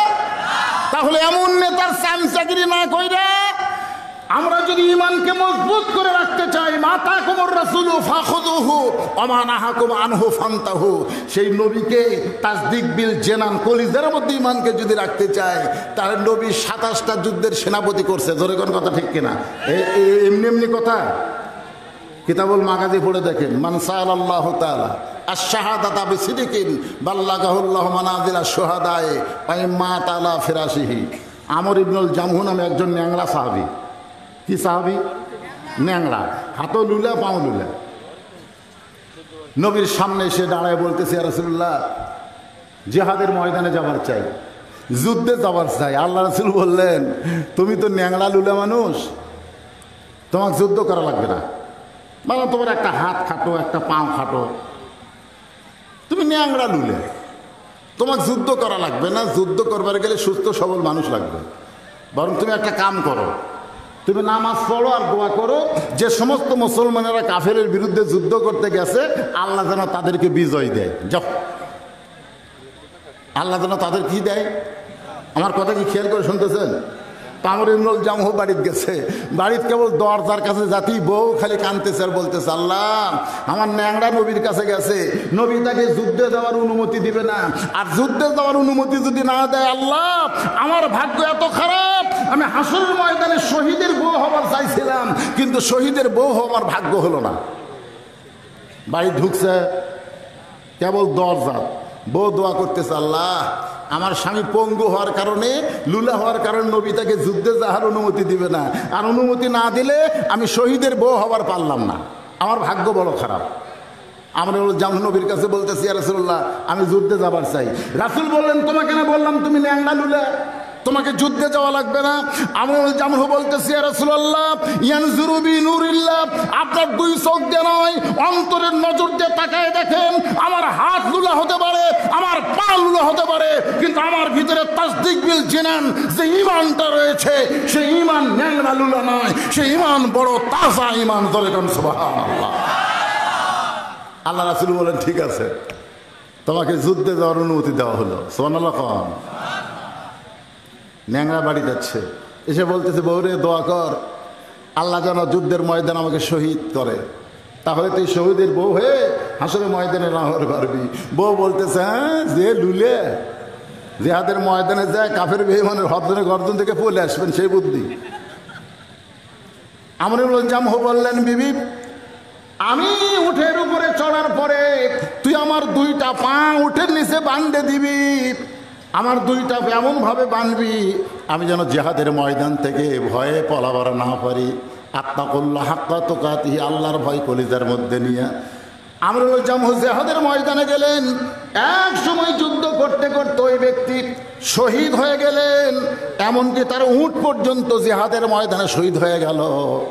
আল্লাহ পাক আপনার দয়া আমাকে নিজের চোখে দেখাইছে, যেখানে আমরুল জামহুর কবর তার পাশে উটের কবরটাও পর্যন্ত দেওয়া হয়েছে। জোরে কান সুবহানাল্লাহ। তাসদিক বিল জানান, কলিজার মধ্যে ইমান যখন ঢুকবে ওই ব্যক্তির কাছে জীবনের চাইতে ইমানের দাম বেশি হয়ে যাবে। বর্তমান বাংলাদেশে আমরা ইমানের চাইতে জীবনের দাম বেশি দেওয়ার কারণে আমরা বাতিলের সঙ্গে আপোষ করে চলতে চাই। বাতিলের সঙ্গে আপোষ করে যদি আপনি চলেন তাহলে মুসলমান হয়ে মরতে পারবেন না, মুনাফিক হয়ে মরা লাগবে। জোরে কোন কথা ঠিক কি না? আমরা কি মুনাফিক হয়ে মরবো না মুসলমান হয়ে? আল্লাহ রাসূল বলতেছেন আমল বিল আরকান, ইমানের তৃতীয় পর্যায়ে হলো আমল বিল আরকান। শুধু জবানে লা ইলাহা ইল্লাল্লাহ বললে হবে না, কলিজার মধ্যে ইমানকে শুধু জায়গা দিলে হবে না, সেই ইমান অনুযায়ী আমল করা লাগবে। কি করা লাগবে? আমল। আপনারা এখন এই আমার দিকে তাকান, মরে যাবেন রে, সগলি মরবেন। আপনি বলেন তো ইমান গ্রহণ করার পরে ইমানকে রক্ষা করার জন্য 1 নম্বর আমলের নাম কি? কথা কয় না। ইমান গ্রহণ করার পরে সেই ইমানকে ধরে রাখার জন্য 1 নম্বর আমলের নাম কি? আমি শুনবার পাই না, না আপনারা কথা কন না তো জোরে কন না কেন? 1 নম্বর আমলের নাম কি? আরো জোরে। লা সালাতা লা ঈমানা, যার নামাজ নাই তার ঈমানই নাই। এখানে কারা কারা এশার নামাজ না পড়ে বসে আছেন?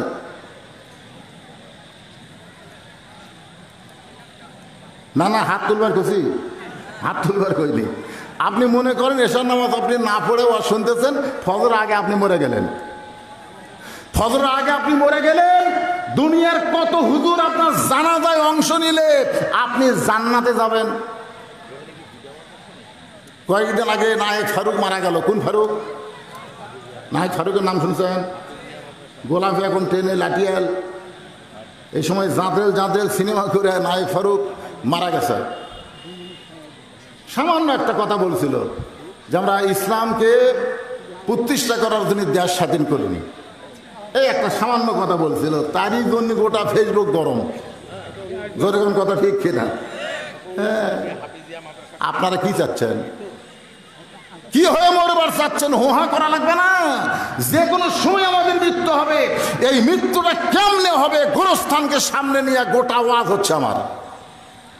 আমল বিল আরকান। তাহলে ইমানকে রক্ষা করতে গেলে যত আমল আছে 1 নম্বর আমলের নাম কি?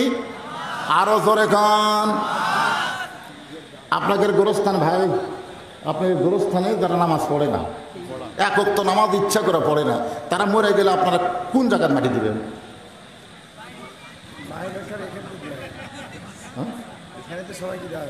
ওই নামাজি বেনামাজি সব একসাথে? না না, আপনারা জানতেছেন যে লোকটা ইচ্ছা করে 1 ওয়াক্ত নামাজ পড়ে না, এমনকি জুম্মার দিনেও ওই নামাজের যাওয়ার টাইম পায় না। এই লোকটা কি? মান তারাকা সালাতুম মুতাম্মিদান ফাকাত কাফারা। ইচ্ছা করে 1 ওয়াক্ত নামাজ যে বাদ দিল সে আল্লাহর সঙ্গে কুফরি করলো। বাইনাল আবদি ওয়াল কুফরি তরকুস সালাত। বান্দার কাফেরের মধ্যে পৃথক করা জিনিসটার নামই হলো নামাজ। তাহলে যারা নামাজ ইচ্ছা করে পড়লো না, এরা কি মুসলমান হয়ে মরলো না কাফের হয়ে মরলো? কথা কয় না। কি হয়ে মরলো? কাফের হয়ে মরলো। খুব মনোযোগ দেবেন। আমার সামনে যারা বসে আছেন, আমল বিল আরকান, আমলের কথা বলতেছি। আমাদের 1 নম্বর আমল হলো নামাজ। আর পর্দার অন্তর থেকে যারা ওয়াজ শুনতেছে সেই মা বোনদের 1 নম্বর নেক আমল হচ্ছে পর্দা। আমার মায়েরা শোনেন, ঈমান গ্রহণ করার পরে আপনাদের 1 নম্বর আমল হচ্ছে পর্দা। মা, পর্দার ভিতরে আপনাদের থাকতে হবে, পর্দার বাহিরে আসলে চলবে না। মরে গেলে 5টা কাপড় আপনাদেরকে কেন দেওয়া হয়, আর পুরুষ মানুষকে 3 কাপড় কেন দেওয়া হয়? আজও পর্যন্ত কোনো বক্তা এটা জনগণের সামনে ব্যাখ্যা করলো না।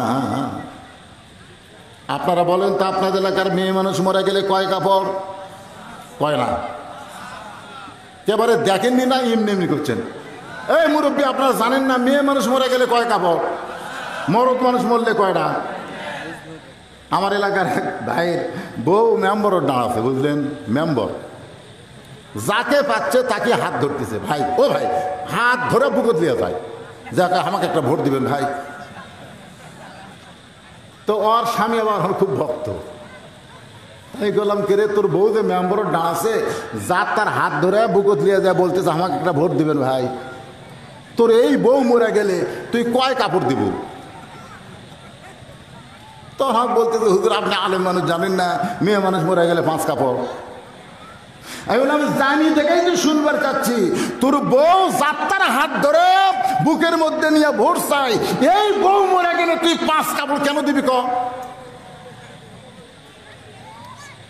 না আমি জানি না, সবাই দেয় আমিও দেবো। কি জানার দরকার আছে না? এ দরকার আছে না? পুরুষের জন্য 3 কাপড়, মেয়েদের জন্য 5 কাপড়। তার মানে কি মায়েরা পর্দায় বসে ওয়াজ শুনতেছেন, রশিদের ফাতেমার ওয়াজ শুনলে কল যে নাকি চিনচিন করে। হ্যাঁ, মেয়েরা আমাকে মাঝে মধ্যে মোবাইল করে, হুজুর যতই ওয়াজ করেন মা ফাতেমার ওয়াজ করবেন, ও মা ফাতেমার ওয়াজ শুনবেন, কিন্তু মা ফাতেমার মতন পর্দা করবেন না। আমার মায়েরা যারা বসে আছেন, আপনাদের 1 নম্বর আমল হচ্ছে, নেক আমল হচ্ছে পর্দা। এই পর্দাটা এমন একটা আমল, যে আমলটা যখন আপনি শুরু করে দেবেন, আপনার বউটা যদি পর্দানিশী হয়ে যায়, আল্লাহ তাআলা আপনার বাড়িতে রহমত বরকতের দরজা খুলে দিবে। সুবহানাল্লাহ। হাফেজ সাহেব বউকে নিয়ে আসা দিছে সিলভার মাছ, কারণ ইলিশ মাছ কেনার মতন টাকা নাই। বাংলাদেশের সব জিনিসের দাম বাড়লেও ইমাম মুয়াজ্জিনের দাম কিন্তু বাড়ে নাই। জোরে কন ঠিক কিনা? কথা কন না কেন?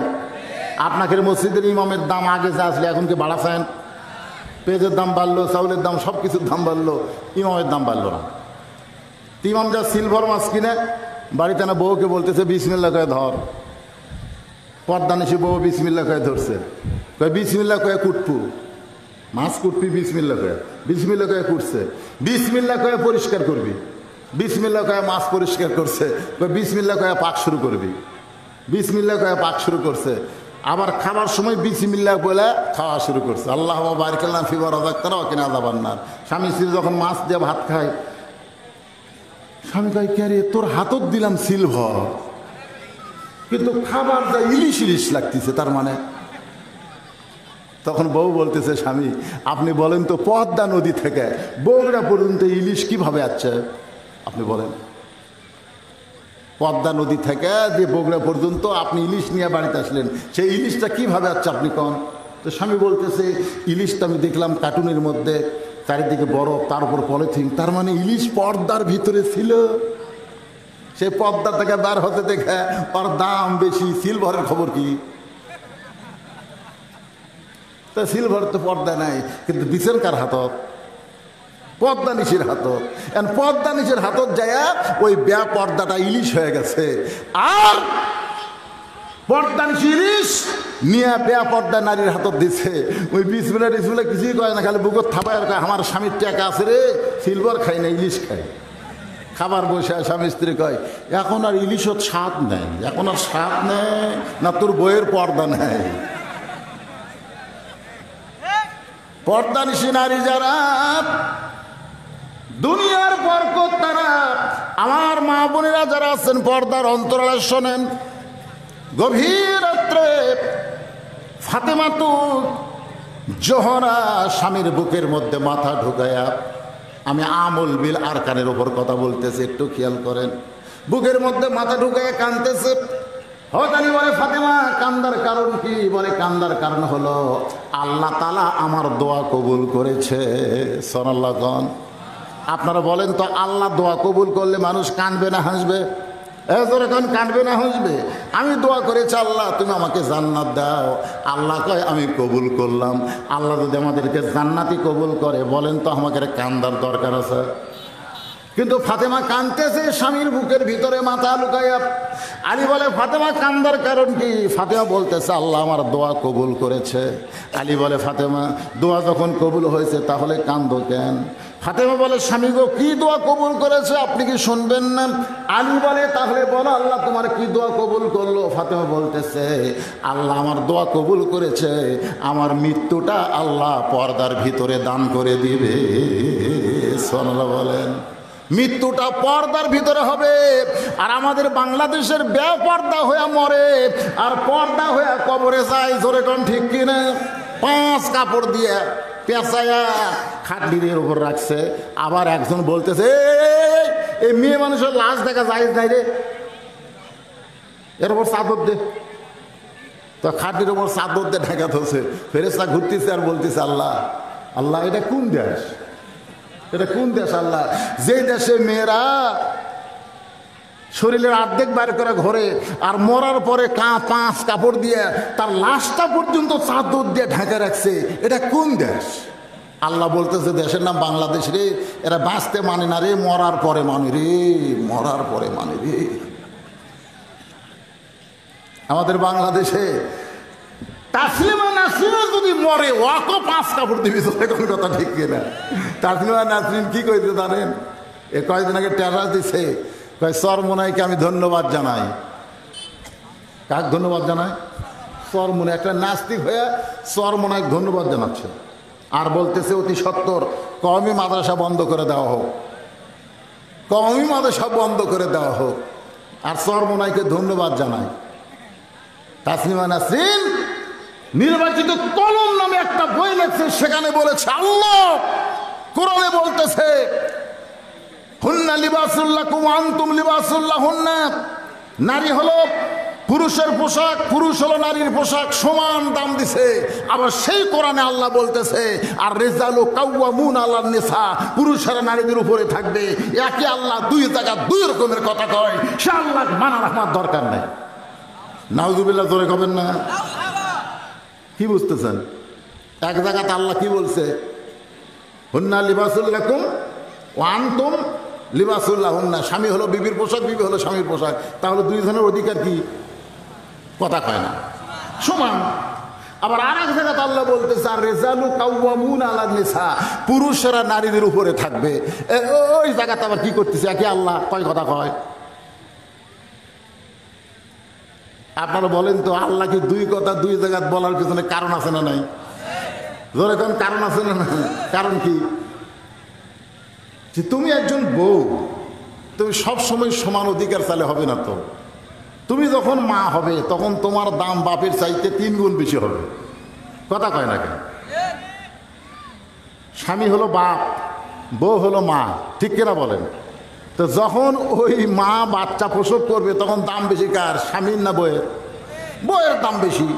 খালি একটা জায়গাতে একটু দাম কম। আমি ওয়াজ করতে বলেছি অনেক জায়গায় যে পদ্মা নদীর চরে জানে অস্থায়ী ঘর বানাচ্ছে, চাটাই দিয়ে ঘর বানাচ্ছে। হঠাৎ উঠছে ঝড়, এত জোরে ঝড় উঠছে, খালি বালু আর বালু উঠতেছে।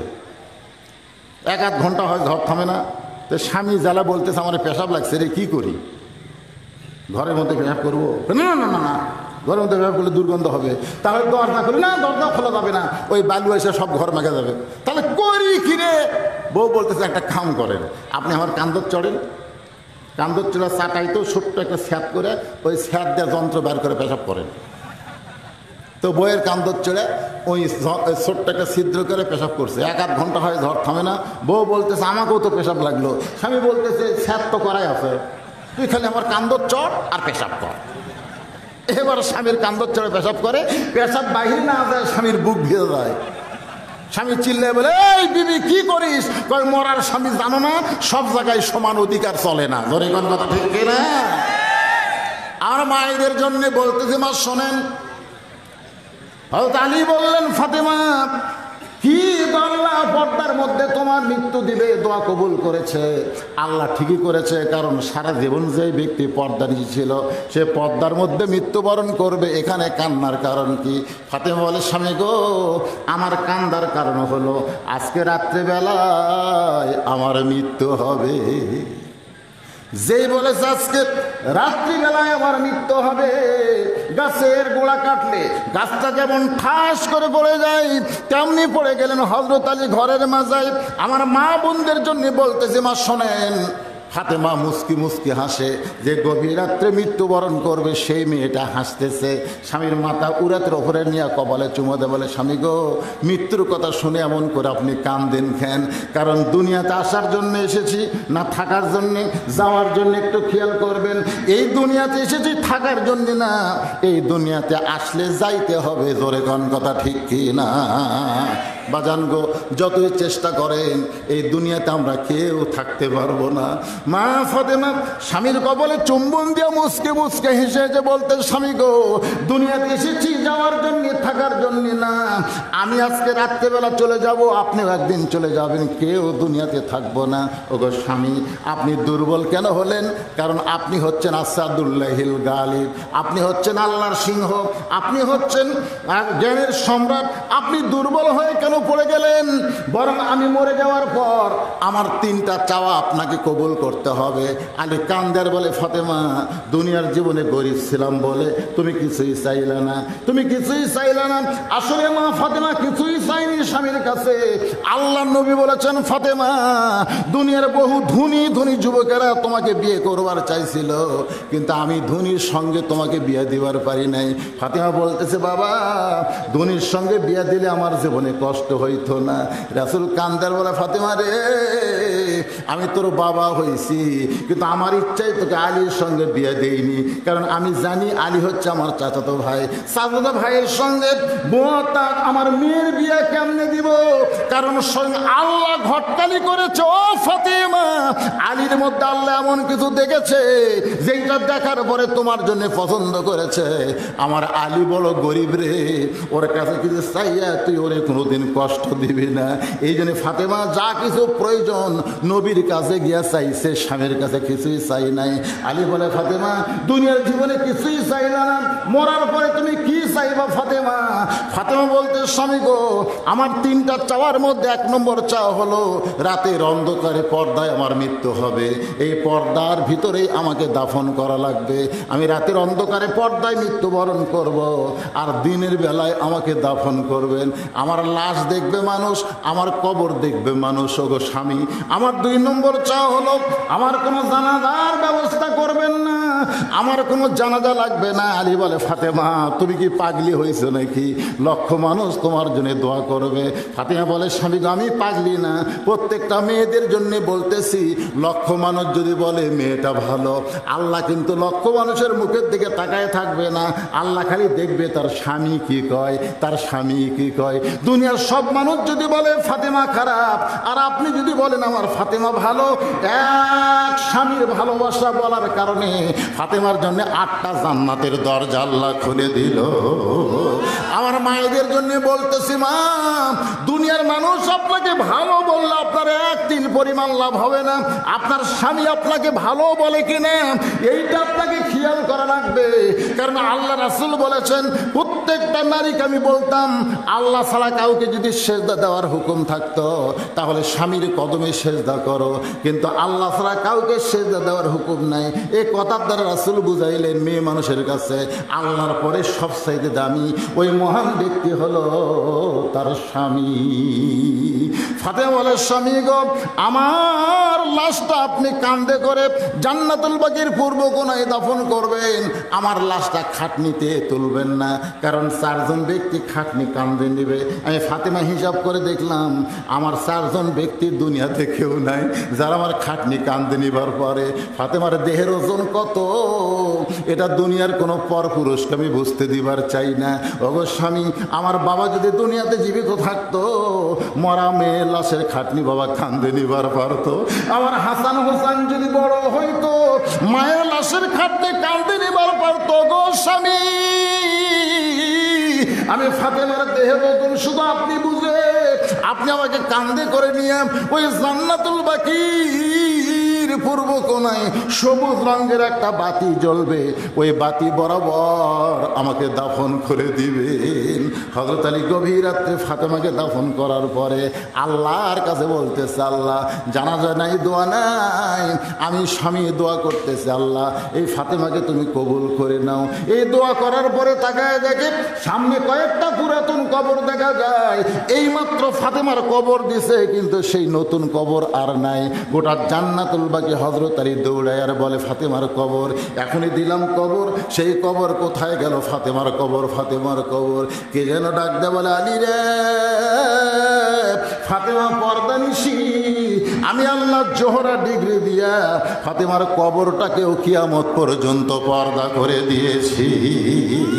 আমার মায়েরা যারা পর্দার অন্তর আছেন, পুরুষের জন্য আমল বিল আরকান, ঈমান অনুযায়ী আমল করতে গেলে 1 নম্বর হলো নামাজ।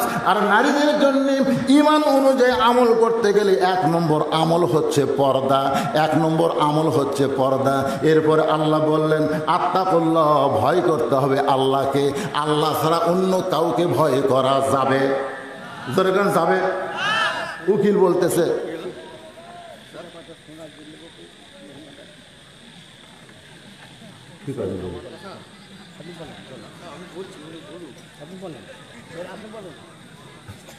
না যদি আপনি কিছু বলেন বলেন ভাই, অসুবিধা এরা কেউ লড়বি না, আপনি বলেন না। আমার তো 2-3 মিনিট কথা, আমরা কি আর আপনাদের কত বলতে পারবো?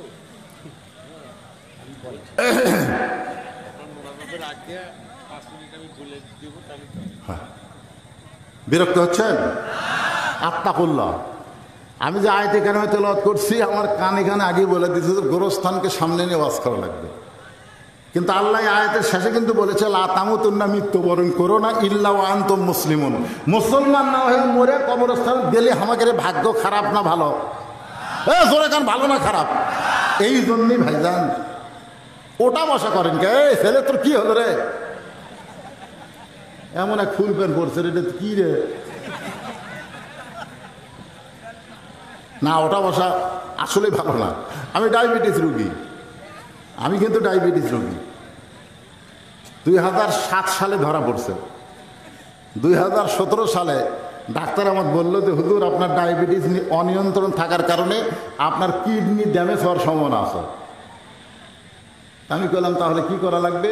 বলে, রাত জাগা চলবে না, আর একটানা 1 ঘন্টার বেশি ওয়াশ করা যাবে না। কারণ ওয়াশ যখন করবেন তখন নিচের দিকে ঝাঁকি পড়ে পেশাবের থলি আপনার ভরে যাবে। ওই মুহূর্তে আপনি পেশাব না করে, পেশাব যদি চেক দিয়ে ওয়াশ করেন, তাহলে পেশাবকে ওই যে চেক দিয়ে রাখার কারণে আপনার কিডনি ড্যামেজ হয়ে যাবে। তা আপনি এখন কী করবেন চিন্তা করেন। আমি চিন্তা করলাম, 1 ঘন্টা করে ওয়াশ কেউ শুনবি? দেখেন ঘড়ির দিকে তাকে দেখেন, প্রায় 2 ঘন্টা হয়ে যাবে এখন। তারপরে মনে হচ্ছে কিছু হয়নি, তাই মনে হচ্ছে কিনা? প্রথম ওয়াজের দিন আমার পেশাব লাগলো, ডাক্তার কথা মতো 1 ঘন্টায় পেশাব লাগলো আমার। পেশাবের এখানে কিটকিট করতেছে, আমি আস্তে করে কোরআনে হাত দিলাম। এই কোরআন আমার সাক্ষী। কোরআনে হাত দিয়ে বললাম, অনুনাজ্জিলু মিনাল কোরআনি মা হুয়া শিফাউ ওয়া রাহমাতুল লিল মুমিনিন। আল্লাহ তুমি বলেছো এই কোরআন মুমিনদের যাবতীয় রোগের ঔষধ হিসাবে নাজিল করেছি। আমি সেই কোরআনের কথা বলতেছি। 1 ঘন্টা পরে পেশাব লাগলো, আমি পেশাব করবার যাব না।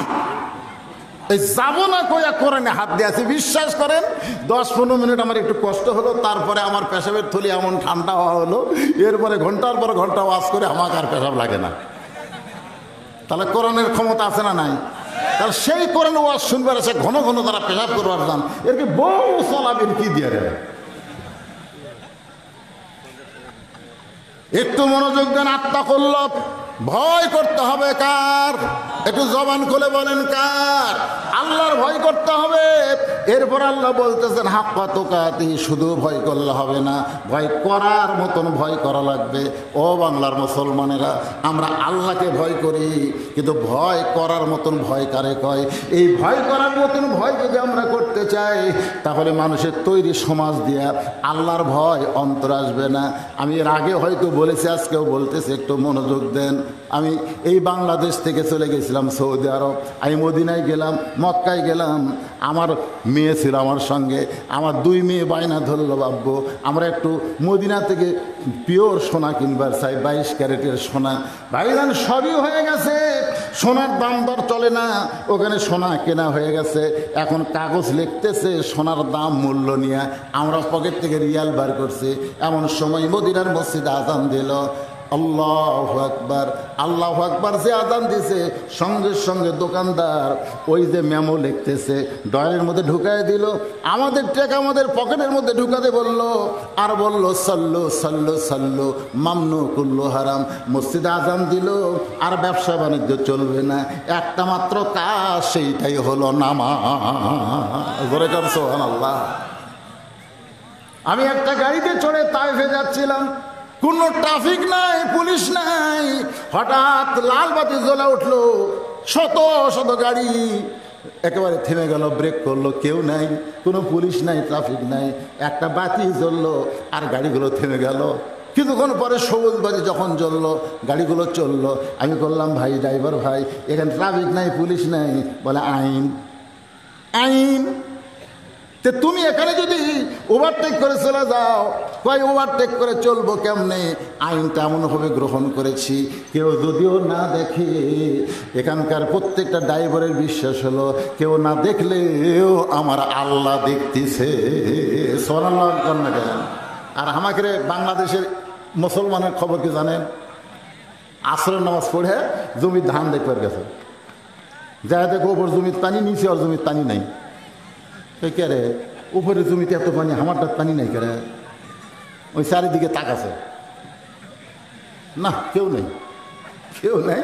আস্তে করে বসে ওই হাত ডাল কাটছে, কাটিয়ে পানি অর্ধাৎ কাটা দিয়ে ওই পানি দিয়ে হাত ধসে, ধুয়া উপরে উঠে চারিদিকে তাকায় বলতেছে আলহামদুলিল্লাহ, কেউ দেখেনি রে, কেউ দেখেনি। কি খালি বলছি ভাই, আসল জয়তুনের তেল আছে। খালি দোকানদারকে বললাম আসল জয়তুনের তেল আছে। দোকানদার আমার দিকে তাকালো, চোখ খালি এরকম, মানো কুল্লু হারাম মানো। এই দূরে কথা আর বেশি কয়। দোকানদারের যে হেল্পার ছিল এখন মারলো ধাক্কা, ওই ধাক্কা আমি বাইরে এসলাম, কি দোষ দেয়? আমি একজন বাংলাদেশিকে বললাম, ভাই আমার দোষ কি রে? আমি খালি আসল জয়তুনের তেল চাইছি আর আমার ধাক্কা দেবার করে দিল। হুজুর ওরাই তো মারাত্মক দোষ, যেখানে নকলি নাই সেখানে না আসল চাইছেন কেন? আপনি যখন আসল চাচ্ছেন তখন দোকানদার মনে করছে আপনি ভেজাল দেশের লোক, ভেজাল দেশের লোক মনে করে আপনি আল্লাহর গজব হুজুর, এই জন্য ধাক্কা দিয়ে বাইর করে দিচ্ছে। চিন্তা করছেন মুসলমান হয়ে মরা আমাদের জন্য সহজ হবে? যে কোরআনের ওয়াজ শুনতেছেন, সেই কোরআন যদি বাংলার জন্য বিজয় না হয়, মুসলমান হয়ে মরা কঠিন হবে। ধরে কোন কথা ঠিক কিনা? কারণ ওয়াজ শুনলে হবে না, এই কোরআনকে সবার উপরে বিজয় দেওয়া লাগবে। ইন্নাল্লাহা ইয়ামুরুকুম আন তুআদ্দুল আমানাতি ইলা আহলিহা ওয়া ইযা হাকামতুম বাইনান নাস আন তাহকুমু বিল আদল। আল্লাহর ভয় যদি কলিজার মধ্যে থাকে, তার অবস্থাটা কেমন হবে? বিরক্ত যদি না হন, তাহলে 10, 15, 20 মিনিট একটু আপনাকেও শোনাবার চাই। কি একটু মনোযোগ দিয়ে শোনা লাগবে। একটা লোক ওটা বসা করা চলবে না। আল্লাহর ভয় এটা কেমন হবে? আল্লাহর ভয় কেমন? যখন যে নামাজ পড়বে মনে করবে এটাই আমার জীবনের শেষ নামাজ। এই শোনেন, আল্লাহর ভয় হাক্কা তুকাতি। আপনি আসরের নামাজ পড়তেছেন, আপনার ইমান কি বলবে? এটাই তোর জীবনের শেষ নামাজ। নামাজের মধ্যে ঢুকে নামাজ পড়, বাইরে থেকে পড়িস না, বাইরে থেকে পড়িস না। আজকে বাংলাদেশে অনেক মুসল্লি মসজিদের মধ্যে ঢোকে, কিন্তু নামাজের মধ্যে ঢুকতে পারে না। যদি নামাজের মধ্যে ঢুকতে পারতো, তার ইমান বলে দিত আসর নামাজ পড়তেছিস, মাগরিব পর্যন্ত বাঁচার কোনো গ্যারান্টি নাই, তোর যা দরকার এই নামাজের মধ্যে তুই আল্লাহর কাছে চায় নে। ধরে কোন কথা ঠিক কিনা? কথা না। কিন্তু আমাদের কোনো জায়গায় পাড়াপাড়ি না হলেও এক জায়গায় পাড়াপাড়ি। কোন জায়গা? আত্তাকুল্লাহ হাক্কা তুকাতিহ। দেখবেন মসজিদের মধ্যে বারবার ঘড়ি দেখতেছে। যে ঘরের মধ্যে ঢোকার সময় দোয়া পড়লেন, কি দোয়া পড়ছেন? আল্লাহুম্মা আফতাহলি পড়েন না কেন? আল্লাহুম্মা আফতাহলি আবওয়াবা রাহমাতিক। এই দরজা দিয়ে আমি যেটা ঢুকলাম, এই জায়গাটা কি গজব না রহমত? তো রহমতের জায়গায় ঢুকে আপনি 5 বার ঘড়ি দেখলেন কেন? 5 মিনিট পরে আসরের জামাত হবি, ওই 5 বার দেখছে।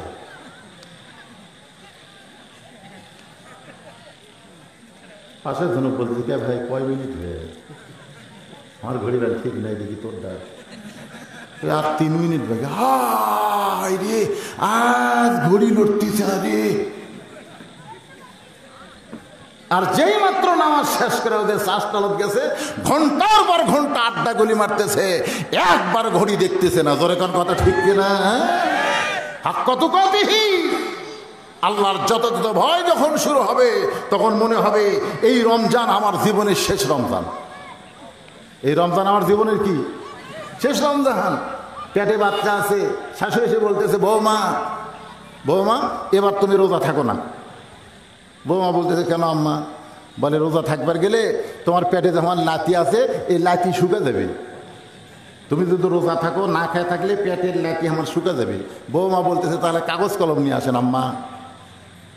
তো শাশুড়ি বলে কি কাগজ কলম? তাই নিয়ে আসেন। তো শাশুড়ি কাগজ কলম নিয়ে আসছে। এখন বৌমা বলতেছে আপনি লেখেন আগামী রমজান পর্যন্ত আমার বাঁচার গ্যারান্টি আছে, আপনি লিখে দেন। আপনি লিখে দেন যে আগামী রমজান পর্যন্ত আমি বাঁচবো, এই গ্যারান্টি আছে, তাহলে না হয় এবার রোজা থাকবো না। শাশুড়ি বলতেছে না না না না এই কথা তো লেখা যাবে না। তাহলে এই কথা যদি লেখা না যায় আমি পেটের বাচ্চার জন্য আমি আল্লাহর হুকুম রোজা নষ্ট করতে পারবো না। আমি আল্লাহর মহব্বতে আল্লাহর ভয়ে হাক্কা তুকাতিহি আমি রোজা রাখবো, পেটের যা হয় হোক। ফেরেশতাকে আল্লাহ ই বান্দি তোমার জীবনে দেখলো না, পেটের বাচ্চা শুকে যাবি তারপরে তোমার রোজা রাখতেছে। আল্লাহ ফেরেশতা তোরা সাক্ষী থাক, ওই মালটা যখন বাড়াবি ই হোটেলের দরজা জীবনেও পর্দা দিবি না রে। ওই 16 ঘন্টা 17 ঘন্টা হলেও রোজা থাকবি, কারণ মায়ের পেটের মধ্যে রোজা টেলিং গিয়ে ই দুনিয়ার বের হচ্ছে। সুবহানাল্লাহ কন্যা এই যে ঘুরতেছে এই ট্রেনিংটা কোন জায়গার পাশে? মায়ের পেটতে পাশে। মাও পেট দিয়ে গোটা পাড়া ঘুরিছে, ওই পেটের মধ্যে ঘরনি ব্যারাম পাশে। ওই বাইরে আসার ভালো জায়গায় বুঝতে পারবি, একটু বসে থাকলি মন খালি অনেকক্ষণ আছে।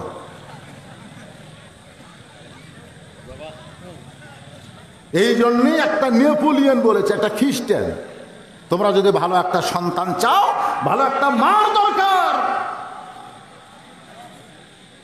পেটের বাচ্চার বয়স 6 মাস হয়ে গেছে, 7 মাস হয়ে গেছে, পেট ফুলে বুক পর্যন্ত এসে গেছে, এরপরেও মা রুকুর থেকে সেজদা যায়। ফেরেশতা বলে আল্লাহ তোমার বান্দির সেজদা দিবার যায়, পেটের বাচ্চা পেটের মধ্যে দমড় খেয়ে বাচ্চার কষ্ট হয়।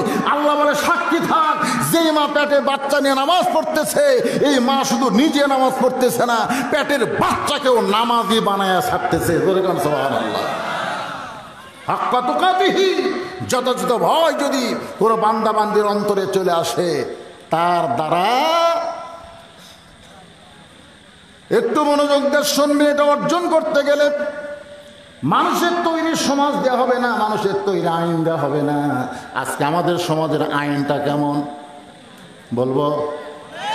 জ্যৈষ্ঠী মাস কি মাস? আম পাকছে কিনা বাগানত গেছে, আম পাকছে কিনা বাগানত গেছে দেখবেন। যা দেখে ছোট্ট একটা বাচ্চা গাছের ডালে বসে পাকাম পারতিছে আর ব্যাগের মধ্যে তুলতিছে।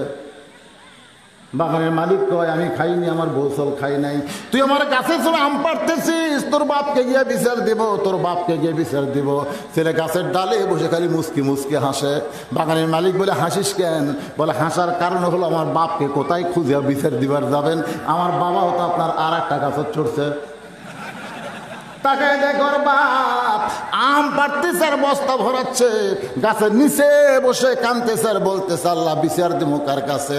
বেটাও চোর বাপও চোর। আজকে আমাদের যে অবস্থা, তাই আমরা বিচার কার কাছে দিব ভাই?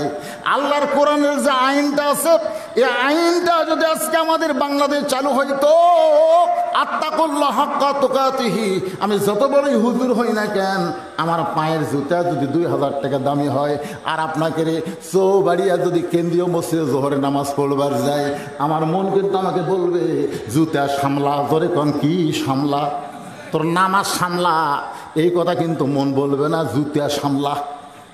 আমি 2000 টাকার জুতা হাতের মধ্যে নিয়ে মসজিদের মধ্যে ঢুকতেছি। এখন মুয়াজ্জিন এসে আমাকে সালাম দে, বলে হুজুর আপনি কার ভয়ে মসজিদে ঢুকতেছেন? আমি বললাম আত্তাকুল্লাহ হাক্কা তুকাতিহি। মুয়াজ্জিন মুস্কি মুস্কি হাসে। আমি বললাম মুয়াজ্জিন হাসো কেন? আল্লাহর ভয়ে মসজিদে ঢুকতেছি, তুমি হাসো কেন? মুয়াজ্জিন বলে হুজুর আল্লাহর ভয়েই যদি মসজিদের মধ্যে ঢোকেন তাহলে হাঁটত আপনার জুতা কেন? আমি তখন বললাম ভাই চোরের ভয়। মুয়াজ্জিন কয় হবে না, আল্লাহর ভয় চোরের ভয় একই কলিজার মধ্যে যদি রয় তার কোনোদিন নামাজ কবুল হবে না। কথা কয় না কবুল হবে। আজকে আমাদের বাংলাদেশে প্রত্যেকটা দরজার তালা মারতেছে জাপানি, ধরে কোন কি পানি জাপানি মারাবার টানতেছে। ফেরেশতাকে আল্লাহ বাড়ির দরজার তালা মারা টানতেছে কার ভয়ে? আল্লাহ তাই চোরের ভয় রে। মুয়াজ্জিন এসে বলতেছি ইমাম সাহেবকে হুজুর এসব নামাজের পরে দোয়া করবেন যে চুরি শুরু হয়ে গেছে চোরের হাত থেকে আল্লাহ যেন গ্রামকে হেফাজত করে। ইমাম সাহেব এসে নামাজ শেষ করবে, এই চোর থেকে যদি গ্রামকে হেফাজত করবার চাও তাহলে নামাজ শেষ করার পরে 5 মিনিট বসো। 5 মিনিট বসে গেছে। এখন ইমাম সাহেব বলতেছে 3 বার সূরা ইখলাস পড়ো, 1 বার সূরা ফাতিহা পড়ো, আর 11 বার দুরূদ শরীফ পড়ো। সবাই পড়ে এখন বলে আমার সঙ্গে হাত তোলো। হাত তুলে বলতেছে আল্লাহ তুমি রহমান রহিম, তোমার সব ক্ষমতা, আল্লাহ তুমি যা ইচ্ছা তাই করতে পারো, চোরের হাত থেকে আমাদের পারিশু গ্রামকে হেফাজত করো আল্লাহ, চোর যেন চুরি করতে না পারে আল্লাহ, চোরের হাত থেকে গ্রামকে হেফাজত করো।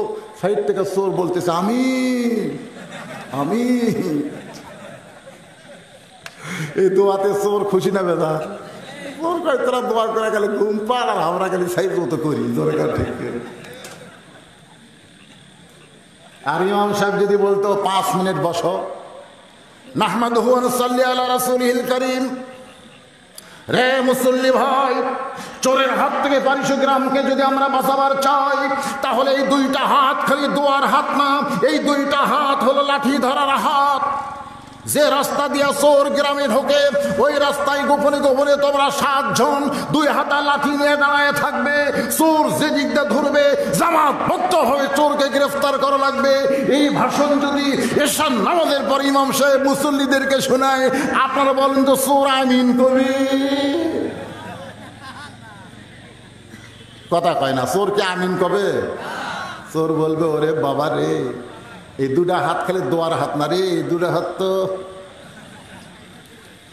আজকে আমাদের বাংলাদেশের মুসলমান শুধু দোয়া দিয়ে দরুদ দিয়ে সমস্ত বিপদ আপদ থেকে বাঁচতে চান, কিন্তু আল্লাহ কোরআনে বলেছেন ওয়ালা নাবলুওয়ান্নাকুম বিশাইয়্যিম মিনাল খাউফি ওয়াল জুই ওয়া নাকসিম মিনাল আমওয়ালি ওয়াল আনফুসি ওয়াস সামারাতি। সবাই বলেন ওয়াবাশশিরিস সাবিরিন।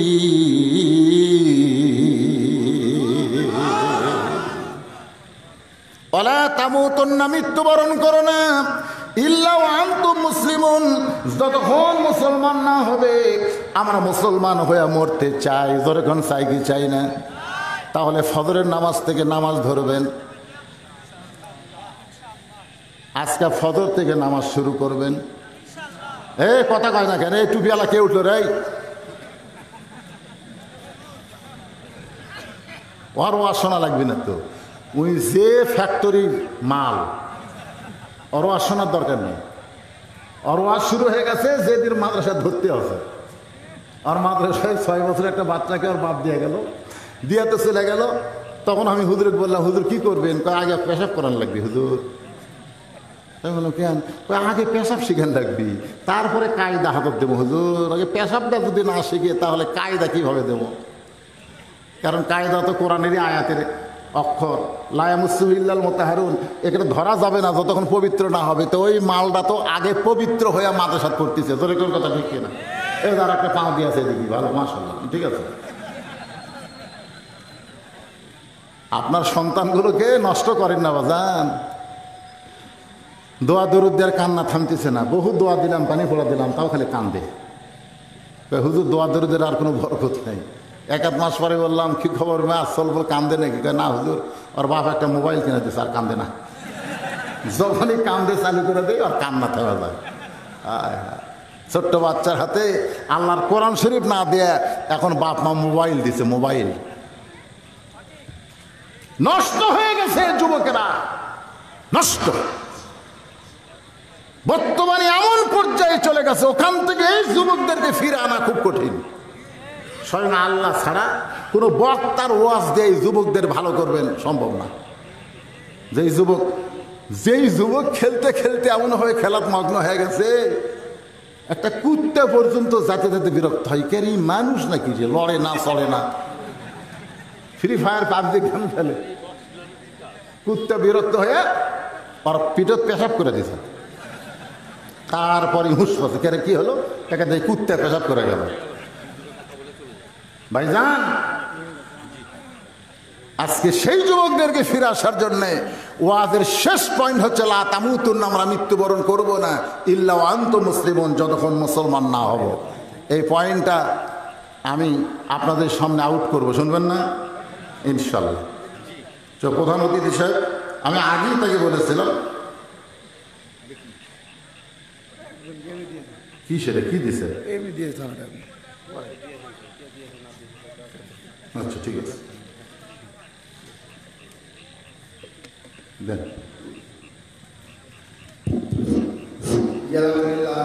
আজকে আমাদের তাফসীর মাহফিলের সম্মানিত প্রধান অতিথি জনাব পারমিশন সাপুর সাহেব, সভাপতি বাংলাদেশ আওয়ামী লীগ তালানুর উপজেলা, উনি আমাদের মাঝে উপস্থিত। উনি এই অনুষ্ঠানকে লক্ষ্য রেখে উনি বক্তব্য করবেন। আমরা ওনার কাছে অনেক সহযোগিতা করেছেন, উনি এবারও সহযোগিতা করবেন। ওনার কাছে আমাদের কমিটির পক্ষ থেকে আব্দুল আবেদন, আমরা খুব কষ্ট করে এই অনুষ্ঠান করছি, উনি এই অনুষ্ঠানকে লক্ষ্য করে আমাদের সামনে কিছু। এবার আমি প্রধানমন্ত্রীকে